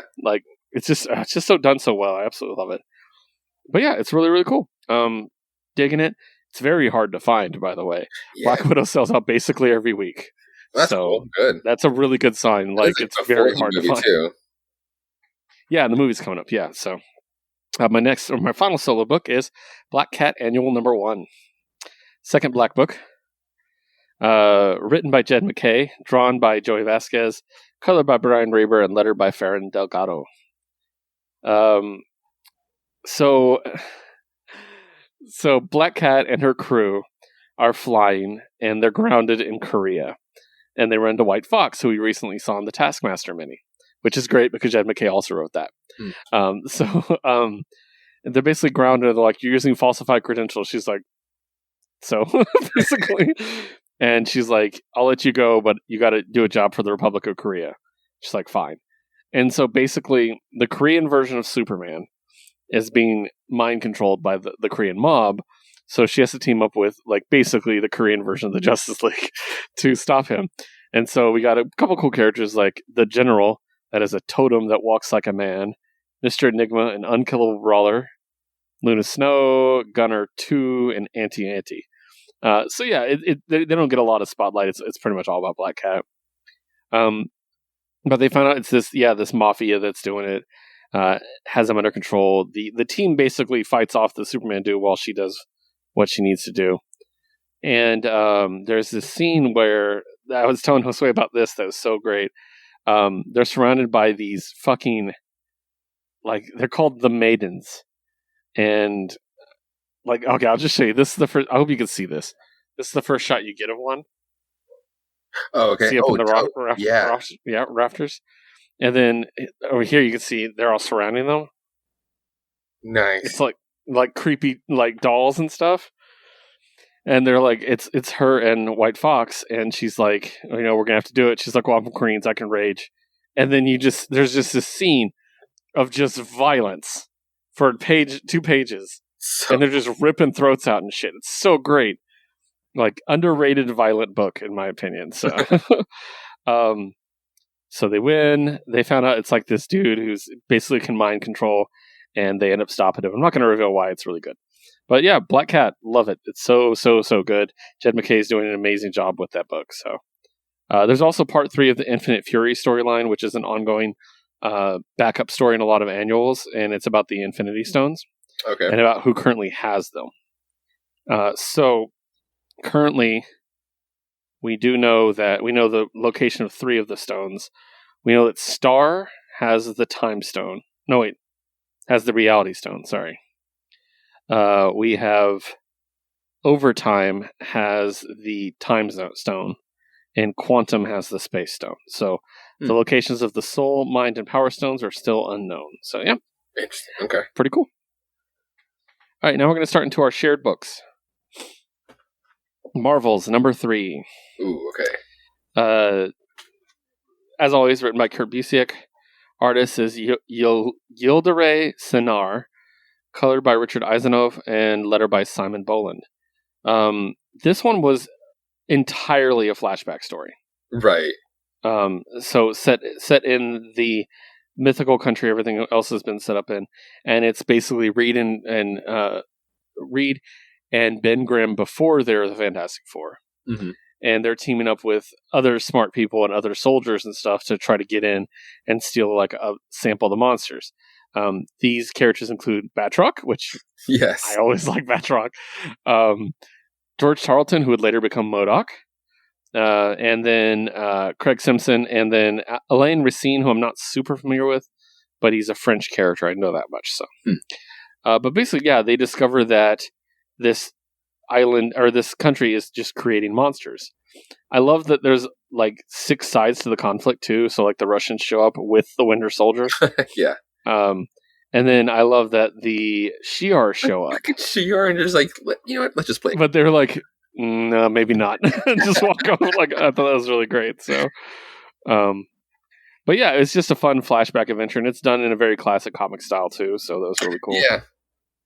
And we get a cool tease with Fury at the end. So, enjoyable. I mean, unspectacular, but enjoyable. Right. It really just set up like you said, it's a complete flashback episode or issue where it didn't really like even try to touch back on the main storyline with like the dude with all like the gadgets and stuff. The main character, yeah. It was just setting up something here, and I'm pretty sure it's going to pay off later. But yeah, pretty cool. Yep. Next up, it's a big one.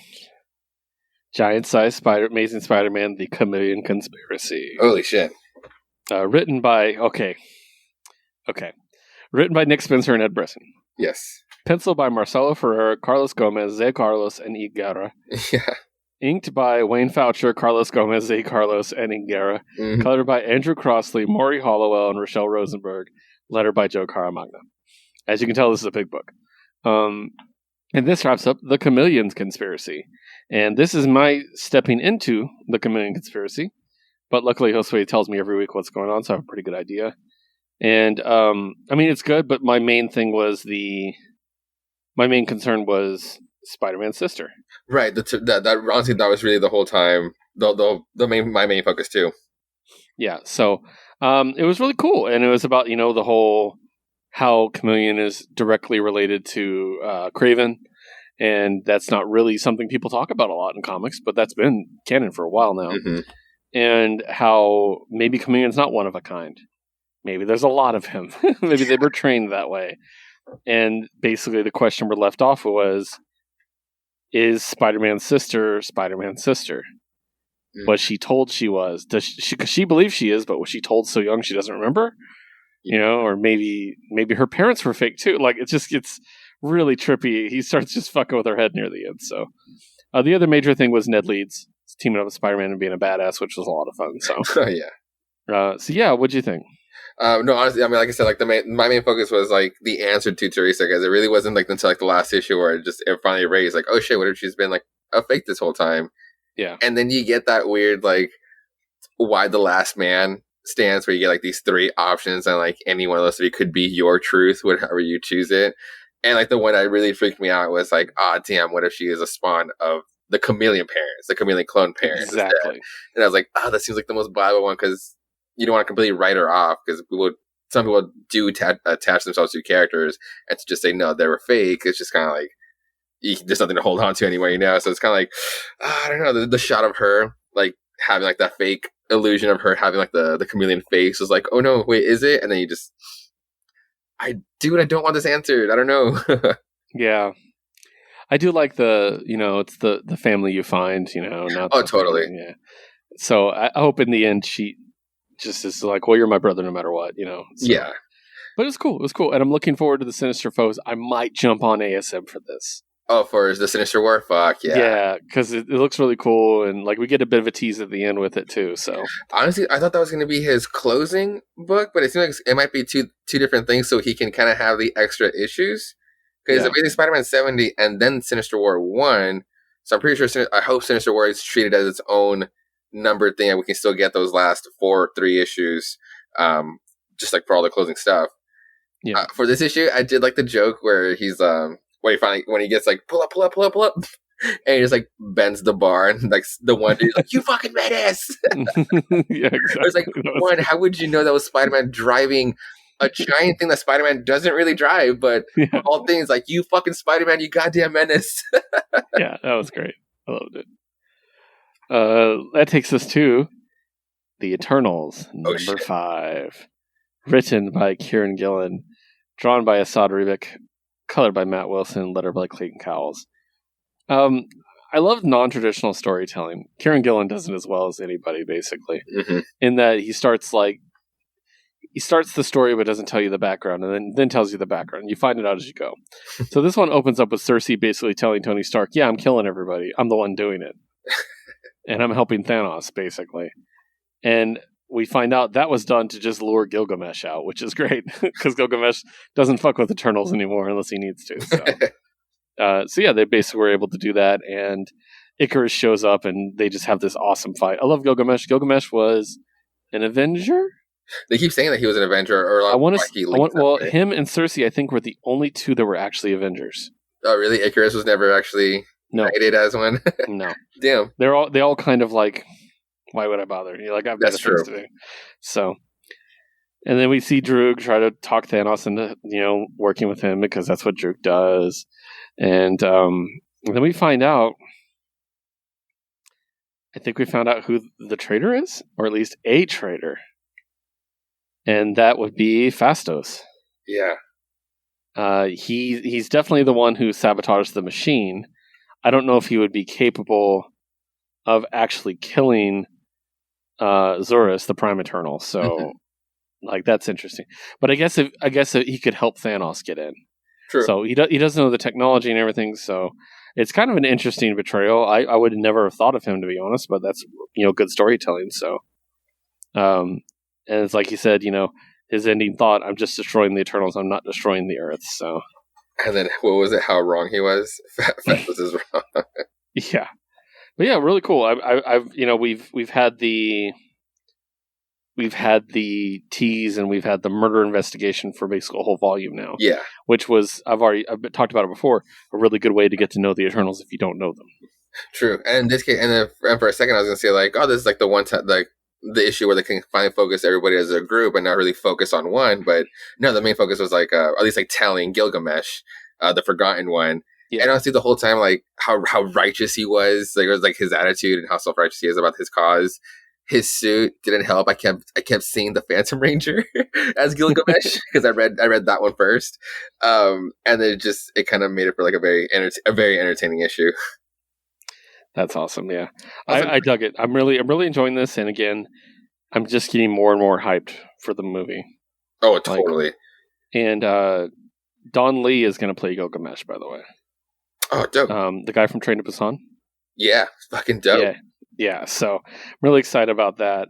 And I don't know how much we're going to match up with this story and everything, but the guy that plays Phastos is Paperboy. Yes, okay, fucking cool. So I'm excited. With doing the magic stuff. Yeah, I'm super excited. So yeah, I can't wait for that movie so much. Next up, the United States of Captain America. Oh, fucking fun. So, of course, I got the wraparound. Oh, hell yeah. Such a great one. It's so good. Only because I love Bucky Cap design. Reflective, outfit is so good. All right. So we got two stories here. One's just really a backup story, though. The other, it's kind of an origin story. The other one's the main plot point. So, main story written by Christopher Cantwell and drawn by Dale Eaglesham. The backup story written by Josh Trujillo, drawn by I want to say because they're from Mexico. How do you pronounce it with Jan? Is it Jan or John or just Jan? Team. Because I looked them up. They're from Mexico, but I want to make sure I pronounce it right. And it's just John or Jan. So I don't know if they would be. Could be. I mean, it's because in Spanish, the J is more of an H sound, so it could be Juan, like Josue. Yeah, that's true. Yeah. Last name Bazaldua. So, colored by Matt Meehan, lettered by Joe Caramagna. So basically, we get Falcon, Cap, and Cap.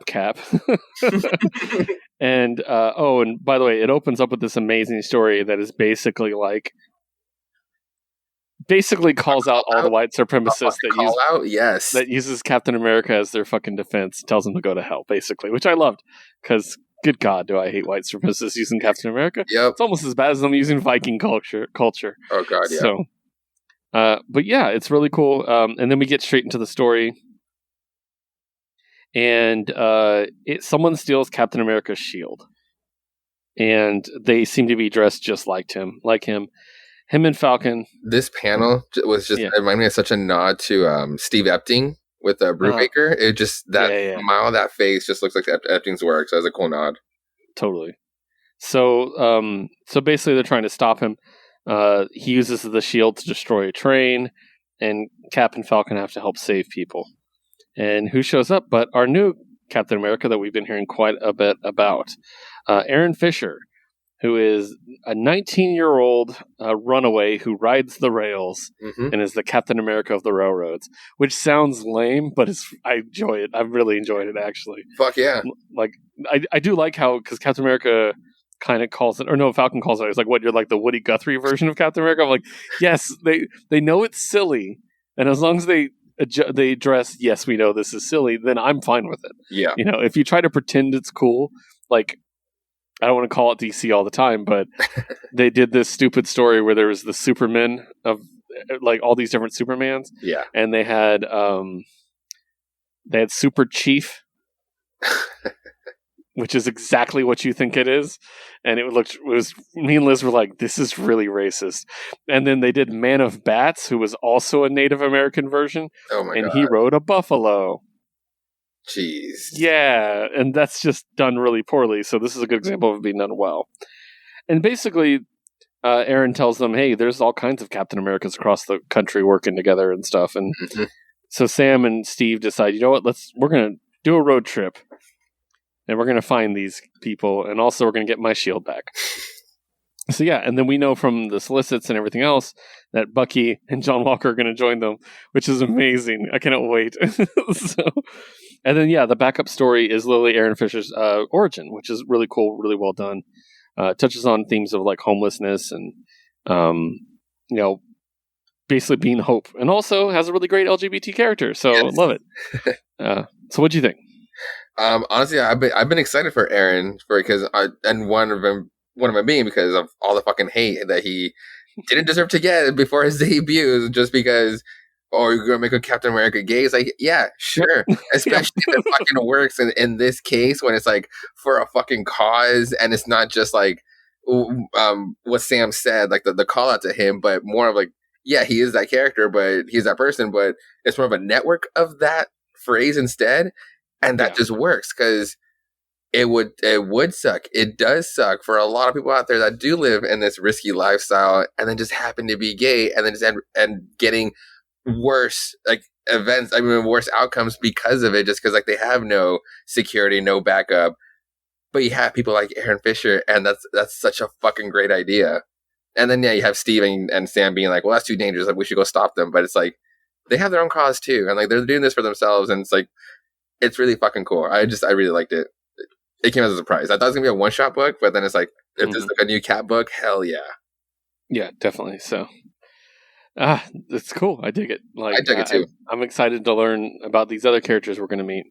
So, all right, let's kick it over. Now we're getting into the cream of the crop. Don't get me wrong, we love those other books, but now we're getting to the best of Marvel's putting out right now. Oh yeah, Shang-Chi number 2. Shang-Chi versus Captain America. Written by Jean Louis Yang. Yes. Drawn by Dyke Ron. Awesome. Colored by Triana Farrell and lettered by Travis Lanham. Just the dream team. Like, I just love it so much. And they just draw martial arts action as well as anybody. And just, they write well. Oh my God, it's just perfect. Dude, this fucking panel looks baller. Like, fucking great. So basically, they're invited, the Five Weapons Society is invited to a auction for a cosmic cube because they're technically a villainous organization, and they're there with like AIM and the Hand and Hydra and stuff, and they're doing the auction, and the Five Weapons Society realizes, hey, we have enough money, we can win this auction basically. So they go, the auction starts, and in the end they lose because the hand has more money than they expected because of something that happens in the story. I won't get into that. It's pretty funny, though. So they lose, and then Captain America shows up. And the entire time this is happening, the woman selling the cube, we find out, has a past relationship with Takeshi, Brother Saber. Mm-hmm. And one of the best things about this Shang-Chi series and the last Shang-Chi series is these two backup characters, Brother Hand and Sister Dagger, are just amazing. And they're getting so much development, and I love it. I love how this was how it was explained for this issue why Sister Dagger isn't in this issue. Yeah, I feel like Sister Dagger is such a character that she would tell "fuck you" to Jean Luan Yang. I'm gonna be in this issue because I want to be, but because it's a 21 and over event, it would be the only reason why she couldn't really go and why she understood why. Yeah. So basically, Captain America attacks, and it seems like him and Shang-Chi are fighting against each other. And then they start working together. It was all a plan all along. Basically, Captain America was his backup plan, but Brother Saber didn't know. Oh, yeah. So Brother Saber gets his hands on the cube, looks at it for a moment, and then hands it over to Captain America. Mm-hmm. And we find out that he did use the power very briefly in order to help the person who was selling it, his Lady Iron Fan was her name, who he still has feelings for. It looks like, they were so cute together at the beginning. I mean, like that was the whole reason why he was hunting down his necklace or to clean his necklace. Yeah, that was a great bit. Yeah, so, and basically, he saved her and basically made it seem like she was captured, but she wasn't. So, and that he actually gave the cube. Yeah. So, yeah, it's just really, really cool. So I really liked it. And God, I can't wait for more. And the next one we know is going to be Shang-Chi versus Wolverine. Dude, I'm so excited. And the solicit, Shang-Chi discovers yet another sibling he never knew he had. Even more surprising, she's a mutant. Dude. So that's pretty dope. So fucking dope. I think if nothing else, we're going to get a badass new mutant out of this storyline. Oh, hell yes. Like, imagine being like a master martial artist and a mutant. There's like 3 of those, and they're all amazing. All right, so that takes us to our third and final Black Marvel book of the week, Black Knight, Curse of the Ebony Blade, number 4. Ooh. Oh, man. Okay, so, of course, creative team really quick. Written by Cy Spurrier and Sergio Davia. Inked by Sean Parsons with Mark Deering. Colorist by Arif Prianta with Chris Sotomayor and Andrew Crossley. And letter by Corey Petit. So, we're still going through the struggle with Dane and Mordred. And going through this, I just got to say, and I know you'll probably agree with me because I bet this is probably your favorite part of the book. When, for lack of a better word, Black Knight goes Super Saiyan. Oh, fuck yeah. His design is so fucking sick. Like, it's just so good. Like, I love it. So, but yeah, basically it's him and he's trying to, keep it and everything like that. And, Elsa Bloodstone ends up leaving him because she got the Bloodstone back. That's all the only reason she was there. Oh, so I think she'll come back. Oh, absolutely. Surely, right? She has to. They cannot be like it's not really like the Marvel goodbye, especially for a mini. Like, you don't really like just poof out like that. Yeah. But it's cool. It came down to them to fight. And there's just a really cool moment where Dane basically puts his sword down and says, "I refuse to be defined by my flaws." And then Mordred runs him through. Mm-hmm. Because he doesn't have the sword, he's not going to come back to life, like he normally does. And then Mordred takes all the ebony artifacts, reforges them into the ebony crown, which looks sick as fuck. Oh, hell yeah, it does. And then he seemingly kills Jax, the young, the history student that's been falling down. Her. Yeah, so she is holding the sword. So I don't know. I don't know if that means something. We'll see. But we find out that Dane's not actually dead. She's also on the next cover holding the sword. Mm-hmm. So I don't know if we're getting a new Black Knight. That would be cool. I'd be okay with that. We also have him like wearing the crown too, so it's kind of like yeah, it might not be over either. Yeah, But I really dug this. I love Black Knight so much. He's like, again, low key a Marvel character I absolutely love. And I know you weren't super familiar with him. No, yeah. So has this been like how you feel starting to get to know the character a bit? I mean, it is really cool. I actually like how heavy and how serious he's like, or they're taking it, or at least like that type of character can just be like, I don't say like aloof, but be like not really give a fuck. But in this case, you get to see like what matters to him, or like the stakes are like what kind of stakes that he gets involved with, and it's just very heavy because it's just like a lot of stuff has to pass by for like to control this fucking blade, and it's not just like a knight with a black sword. It's just like there's so much. There's so many layers. There's a lot to it. Yeah, and it was cool because we got the King of Black one shot. And that gave us kind of an idea. And then as that, and then the series progressed, there's humor, but it's slowly fading out. Oh, totally. Yeah, I was expecting it to be like a dark comedy, but that dark comedy has slowly faded because again, like the stakes have actually like come up. Yeah, I'm really enjoying it. So next up, man, this book, Better Ray Bill #4. Cool. Written and drawn by Daniel Warren Johnson, colored by Mike Spicer, lettered by Joe Sabino with Daniel Warren Johnson. And this was really cool, and it's a great issue if you don't know Better Ray Bill. Mm-hmm. If you just, the horse Thor, like that kind of thing. So, Better Ray Bill and the physical body of Scuttlebutt are basically having to fight their way, or I don't know, wander their way through his memories being like projected, because the memory files of Scuttlebutt are being hacked by a giant squid, which is just great. So we get to see a bunch of really cool moments in Better Ray Bill history, including the fist fight he has with Thor. Yeah. We get to see him being made into Better Ray Bill, which is so sad. Sick. He volunteered for it to save his people. Mm-hmm. And it's just like, that's really sad. And then you get to see him see himself in the mirror for the first time. And a really interesting scene with his mother. And then before the fire came, I'm pretty sure that was Galactus, by the way. Because they do that thing where, or was it Galactus or the Phoenix? I can't remember. Well, I mean, like they're doing like the hand with the sword, so I thought that was already Surtur. Oh no, Surtur destroyed it. He was made to stop Galactus, I want to say, though, originally. So, kind of like Silver Surfer was, I think. But I might be wrong. I could be completely mixing those two together. So, but in the end, they're able to free ship Scuttlebutt, and it crashes, and then we get this killer 2-page shot. Yes. With the sword of Surtur in the distance. 2 badass 2-page spreads in this book. Yeah, and he's ready. He's ready to go get it. And then Surtur himself shows up and basically is like, "Come get some, bitch." So it was really dope. Really, it wasn't as funny as the other issues because Scourge was basically tied up the entire time.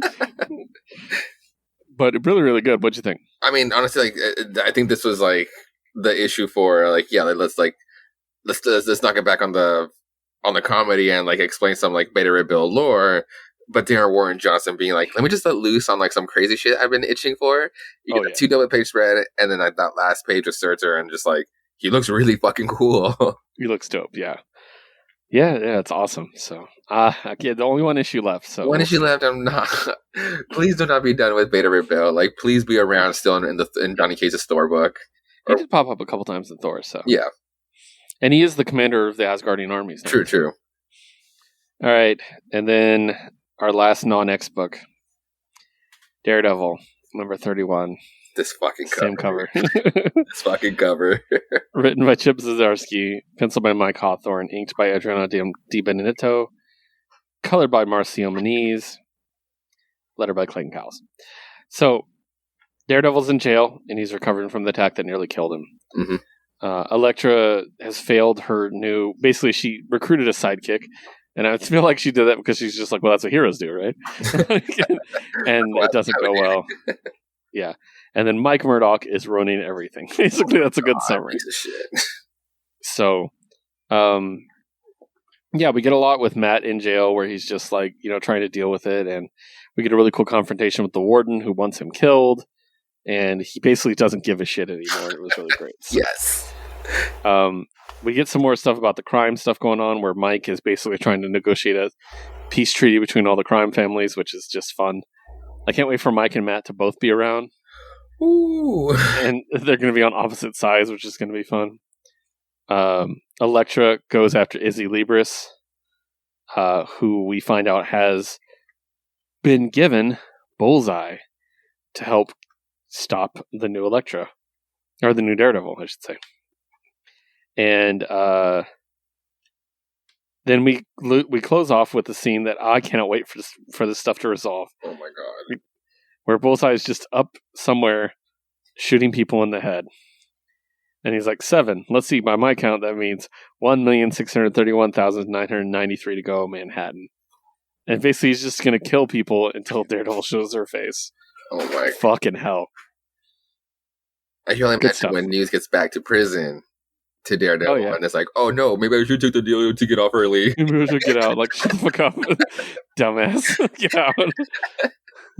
No, but his panel, though, where it's just like, I ruined your panic button, War, not because I'm scared of help coming. I just want to hear you scream for it. Like, help! That's a fucking Moon Knight line, damn it. All right, guys, and now we're on to our X books. You're gonna start with Cable, aren't you? Of course, we're starting with Cable. There was never a doubt. So we're gonna start with Cable number 11. This is the next to last of the Hellfire's Gala. Mm-hmm. We'll talk about the other one in a second. Written by Gary Dugan, drawn by Phil Noto, letter by Joe Sabino. This actually doesn't really touch on the Hellfire Gala at all. It's the only one that doesn't, really, I think. True. But it's set during the same era, so we're going to talk about it. Basically, we know that Kid Cable was like, hey, we need to bring back old Cable. And finally, they get everybody to agree to it. So they bring back old Cable. Also, the last Space Knight shows up and is like, I believe you have my sword. So, I loved that moment so much. I was like, oh shit. I've come to claim what's mine. It's like, sorry, it is not here. Just give us 10 minutes with it. So we get Old Man Cable back, which is great. And then we get a moment that I literally went, oh, hello, when him and Hope hugged each other. Oh, absolutely. I was like, oh my god. Had that moment with Kid Cable. It's the same thing, but it's not the same. It's not the same thing, so yeah. Basically they're teaming up and they recruit their team, including Ileana. Yes. Which is great because Cable gives her something, a coin. Yeah. And says, I don't want to spoil the surprise, but you're going to need this someday. I was like, fuck you, Cable, stop doing that. Fucking time travelers. They get Domino. They get Deadpool. For some reason. And then Kid Cable gets dumped, which is great. And then they get back together and kiss. And yeah. And then we get this really mysterious moment where everything's about to happen, and Cyclops tells Jean, you know what's about to happen, right? And she's like, yeah, every kid grows up too fast, especially mutant kids in this family. And I'm like, oh no. Yeah. What? What's going to happen? Yeah. And then we cut to Strife basically ready to sacrifice the babies, and then Cable comes in. Like, adult Cable comes in with the Sword of Galador, by the way. Mm-hmm. And our postscript is, next, Cable forever. Yeah. What the fuck? Is Kid Cable going away? I mean, remember that, was it last issue or the one before, when we had that glimpse of the future Cable where we kind of said that's more like an old Kid Cable look? And then now with Jean kind of saying that, it's like, is that really going to happen? Maybe, I mean, just so we can have regular old man Cable back. Like, if Kid Cable come back... Okay, we're going to talk about time travel for a moment. Okay. If Kid Cable came back, then Kid Cable didn't stay in the future. Therefore, everything Cable did in the future doesn't happen. You're right. So, ipso facto, Kid Cable has to go back and be Cable so Old Man Cable can show up. Mm-hmm. They're not going to have two Cables. That's one of the rules of Krakoa. They can't have two of the same people. True. Oh, yeah, no, you're right. And by these laws, you're right, yeah. Yeah. So, we'll see. It'll be a shame. I've actually really enjoyed the Cable run. I know there are some people saying they weren't really liking it. And I've seen some reviews that this Cable run? Yeah, some people are saying it's like the lowest of the X-Men books right now. Oh, hell and no. It's definitely lowest in sales, I've noticed, but I like it. It's fine. Dude, it's fucking great. I mean, touching into like that culty shit with the baby stuff, like, oh yeah, that's fucking dark as hell. Like, and not just like being dark makes it cool, but it's just like Cable's the one dealing with that shit. Like, it's, and then to have it be like all coming back to Strive, and it's like, oh man, it's been awesome. Yeah, and then like the guest star of the week kind of thing that was going on, where he teamed up with somebody different every week. The domino issue with the fucking meteorite. Oh yeah, definitely. Like, yeah. I loved in this book where it's just like you get the impression that happens all the time. Like if Deadpool is around and there's a telepath, everybody just shut the fuck up. How come nobody's talking? Oh wait, you guys are carrying on telepathically, huh? It's like I like that he caught that, but it's like it would be so true. Nobody said no. Nobody denies it. Yeah. All right, guys. Oh, I know, that's the appropriate noise to make. Our final issue for the week is the final issue for X Factor. X Factor number 10. No. 10 issues is not enough. No. 100 issues isn't enough, for the record. So, Sway, are you ready? I guess. It's been 2 hours. I got that cover.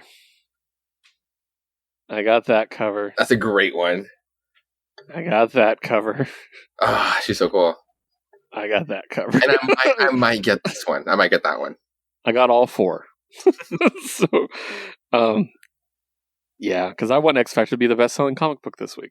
So no one knows what the fuck is going on. So, it's the last issue of the Hellfire Gala. And a lot of the Hellfire Gala stuff we're going to touch on actually refers back to other books. But really quickly. Story by Leo Williams and David Baldeón.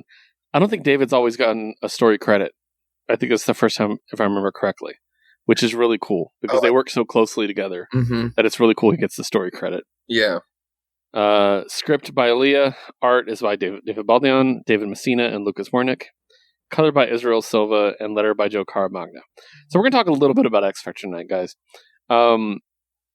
Regarding this creative team, I will say this. They all have things they're doing, but every single one of them has the same X Factor tag in their Twitter. Like each and every single one of them, Israel, even the colorist, has it on there because they're committed to it and they love it and they love working together. And if you read the letters at the end, which was the emotional part of the book, emotional part of the book, it's just how much they really truly enjoyed working together. And it's genuinely upsetting for us for multiple reasons. Yeah, not just a matter of representation, but a matter of this is one of the best books out there. Period. It won LGBT Book of the Year for us last year. The concept is just like on point. Like to make an extension of the whole Krakoa thing, it was such a great idea, and then to just have these collection of mutants to be perfect for the job. It just it's made one of the most fun Marvel books in a long time. Yeah. So I'm not going to go blow by blow throughout this book. But we should. A lot of stuff happens. Well, I mean, because there's a reason. Because a lot of stuff happens, and they wrap up a lot. But they touch on Polaris going to the X-Men. They touch on everything going on with Daken over with Hellions and with him and Wild Child and Aurora. Like I said, there's a lot of references to the other books. We go back to the Shatterstar and Richter thing. Yes. Like it all just keeps coming. But the main plot of this one is they had to wrap up Prodigy. Yes, at the very fucking least. So Prodigy's mysterious thing, like where he died and he's missing time and he doesn't know what happened. And it's an emotional story and it's not for everybody. I've seen some criticism online, and I will say this. I'm not a young black man. So I'm not going to speak for people of color of any sort. However, I am bi, just like Prodigy is, so I'll speak for him as a bi man. Some people criticized this and said that maybe Leah and David and this is not the right team to tell the story. But I think that's a slippery slope. And I think if you look at the product that team has given us so far, they've been nothing but respectful to every single group. Yeah. They've provided us more representation than anyone but Gail Simone ever has in comics.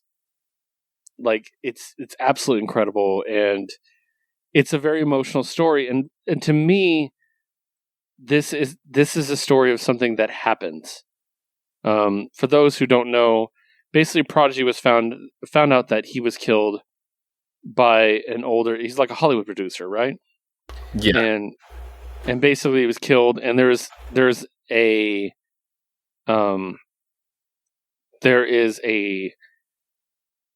implication of something sexual in the process. Mm-hmm. Which, newsflash, that happens. Yeah. That's part of reality. And it's horrible, and it needs it. But the reason we have stories is to paint a spotlight on things. That's why we tell stories. Mm-hmm. And so I was perfectly fine with this creative team telling this story. I think they told it as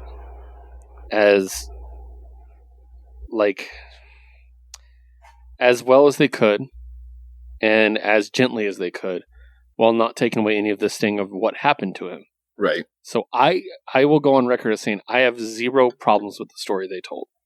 No, honestly, I didn't see any issues with it. I mean, I get the point, but there was like really, it didn't like overstep any boundaries. While it was being very delicate with the whole process. Mm-hmm. I thought it was as well told as it could be. Yeah. And but a lot of these people that I've seen criticize it are the same people that got mad at Vita Ayala for queer baiting, which fuck off. Yeah. Like, go fuck yourself. Like, Jesus. So, but yeah, I don't want to end on that negative note because honestly, the book doesn't. I mean, it kind of ends on a negative note, but we'll talk about that in a moment.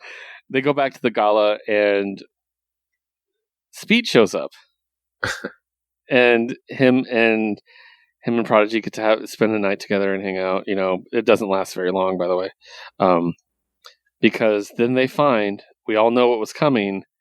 The trial of Magneto. We've been wondering who's dead. Mm-hmm. Who's dead. Mm-hmm. And this is probably the most intriguing person to die on Krakoa, actually. Yes.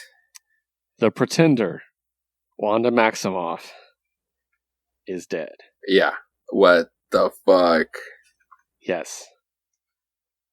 And that leads us straight into the trial of Magneto. And it's like the last page, like the little epilogue with Wolverine, like, where's Magneto? And it's like, is it Mystique? We're going straight into Inferno after this, so like, what? I mean, I cannot believe after like what happened last week that Magneto killed Wanda. Exactly, and see that I saw somebody comment, "Oh, we've all been assuming that Magneto killed someone, and we're trying to find out why." I'm like, I never assumed Magneto killed somebody. No, I never. Like, I assumed he was being framed. That absolutely. Was that's why. Why would you include X Factor unless it's to find he's innocent? You know what I mean? Like, so I thought that was kind of funny that people thought that. I'm like, really? And it's like, can Mystique mask through Logan's senses? Could she hide as Magneto through him based on this circumstances? I think he smells Magneto on her because they met earlier in the night. Right, but Logan would actually. It would be has a nose that would sniff at the very least someone else there that would be there around. So I don't know. I'm just pointing my fingers at her first thing now because she's going to bring the whole fucking thing down. I'm worried that because the trial of Magneto is going to be like a 5-issue mini. Mm-hmm. That's going to last after Inferno starts. Ooh, true. So Inferno starts in August. So they have 2 months to tell a 5-issue story. I don't think that's happening. So I think they're going to be separate. So, but yeah, at the end, Leah and David both write letters, and they're really sad. And I got incredibly emotional reading them. Yeah, and especially David's, because I read a lot of Leah's writing. Yeah. So, but having David be emotional about it was really interesting. Though. I know, just like all the investment to just like really learn the character. For a second, I thought I was reading Leah's part, being like the writer, but it's like, no, David wanted to get these fucking characters right from his point of view too, and it's like, And what I did like about Leah's part was that she was like her call out, because one of the things is like, no, you're taking away Polaris before we knew the book was ending. You're taking one of the best aspects of this book away. But it was apparently Leah all along that was pushing Polaris to move over so she can grow as a character. And I was like, okay, that actually made me feel so much better about her joining the X-Men. Yeah, definitely. I'm still maintaining something's going to happen. Mm-hmm. Because this is one of the best-selling X books. It has a cult following, hardcore cult following. Yes. We're 2 members of that cult. I foresee something coming out of Trial of Magneto. I don't know what form it's going to take. Mm-hmm. If you're a fan of Leah Williams, do not expect Leah to be done with the X-Books unless she wants to be. Yeah, no. And David is going to do something. Yeah. So like all these characters looked amazing. Like the last part of the book that we didn't really get to talk about in this X Factor finale was what I had said from the very beginning. iBoy just being the heart of the group, and him just being there for everybody, and how he was always there for everybody while not being prying prying too much, because that's really what his power would be.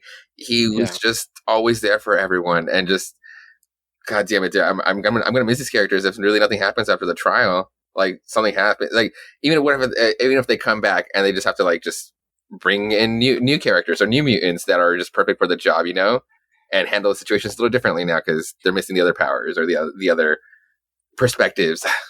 We'll see. That's going to be months in the waiting. Mm-hmm. Things could change. I find it hard to believe they don't have a plan. Yeah.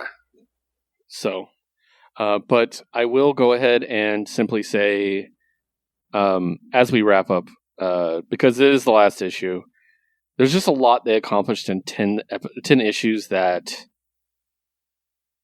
I can't think of a 10-issue run I've liked more. I'll just say it. I mean, that short, like the first 10 issues to be like solid back to back, especially Marvel, especially Marvel, before it starts being like, it's kind of like diluting a little bit before a big main event, was honestly Mark Waid's Daredevil. Like those first issues were just incredible to revive the character like this. Not that I'm hitting Chip's first 10 issues, but as far as like that like staple. But this is an ensemble. But this is an ensemble, and like something like this, I don't know. So I want to go through it, and I just want to highlight what they've done with this group. So first of all, they brought Aurora back to life. Yes. And her and Akihiro over 10 issues. Oh my God. Has become one of the best love stories in comics. Yes. It's incredible. Prodigy has basically come out on his own. Mm-hmm. He's just an amazing character. He has a massive future in the X-Men. Yes. I wouldn't have been shocked if he was picked as one of the X-Men. Oh, dude, could you imagine? Yeah. Yeah.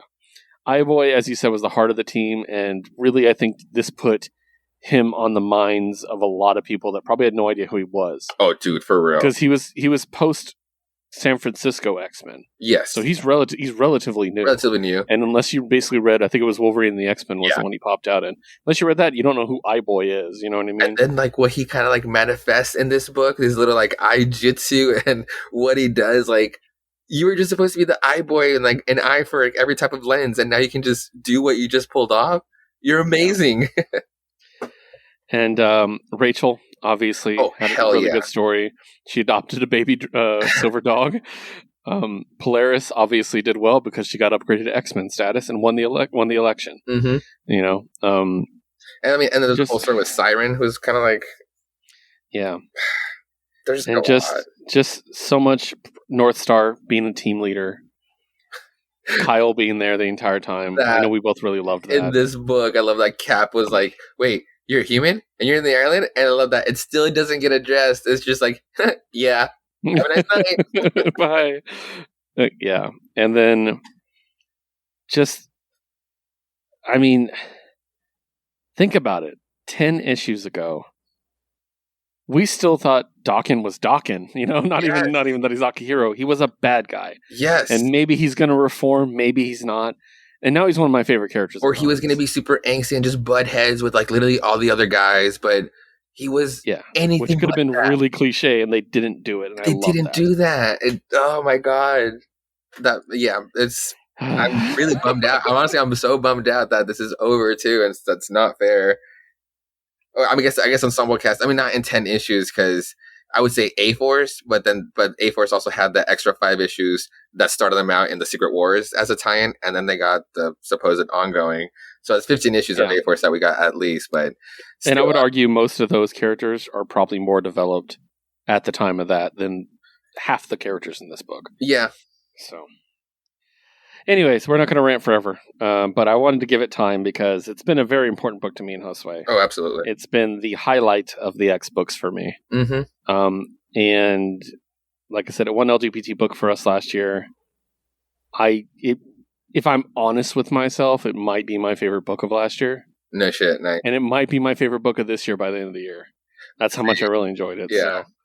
It's a real bummer it's canceled. I'm not going to be one of those people that get pissy. There's been plenty of people getting pissy online about this, but just, it's a shame. But again, I'm going to read anything Leah writes. I'm going to read anything David draws. Oh. So there's not a big loss here. No, yeah. They're going to be doing something. So awesome. Well, that's going to wrap us up for the night, guys. Josue, you got anything to wrap us up with? Any final thoughts? Anything like that? No, honestly, I read a lot. Yeah, me too. As you know, I got a big stack of graphic novels, and I'm slowly working through those, so I will let you guys know as that goes on. But keep an eye out on Twitter for us. We're going to give you some updates, hopefully some big announcements soon about some potential stuff that we're going to be doing. So you can check me out at WHI Podcast Keith. You can check out our producer Liz at WHI Podcast Liz. Check out the show itself at WHI Podcast. Also check out our other show, Podcast Ultra, with our good friend Crozen, which will be releasing the day after this one, where we're going to talk about video games, and I believe we're going to talk a bit about Super Smash Brothers this weekend. So I'm excited to do that. You can find us at ultra_pod. You can check out we have issues and everything else all at Geek Elite Media, so you can check it out at geekelitemedia.com as well as at Geek Elite Media on Twitter. You can check out Josue at Josue Reads Josue. You can check out our other show, Jukebox Vertigo. Our newest episode is out, where we talked about all the best bands that start with the blank. So I cannot believe I got to get this in. I cannot believe I forgot about the Killers. I'm so ashamed of myself. What would have been your entry, just really quick, top of your head? It was a randomizer, like we talked about. Oh Christ! I know the song. It's just drawing a blank. It's my favorite song by them. Well, see, here's the thing. One of my favorite songs by them is their cover of Romeo and Juliet, which I keep threatening to put on the playlist. And I keep, probably When You Were Young. Oh, that's a great one. Yeah, I love When You Were Young. That's a good song. So, or something off of the later album, Flesh and Bone. So I really like that album. So, yep. But yeah, check us out. Our next episode is going to be songs from the Guitar Hero and Rock Band soundtracks. So fun. And we're really excited. We're going to have a special guest as always. I believe Crozen should be back once again, and Daniel will join us as usual. But enough stalling, guys. Thank you so much for joining us on We Have Issues. We always appreciate you listening. Please give us any feedback on Twitter that you have. We are really, really excited to hear back from you guys. And yeah, just, pick up some comics. Let's talk about them. And there'll be new comics. I know a lot of comics ended this week. So we talked about it. A lot of ended up ending. There'll be some number ones next week, guys. There's always going to be comics. So, thank you so much. Have a great day. And don't forget to geek out.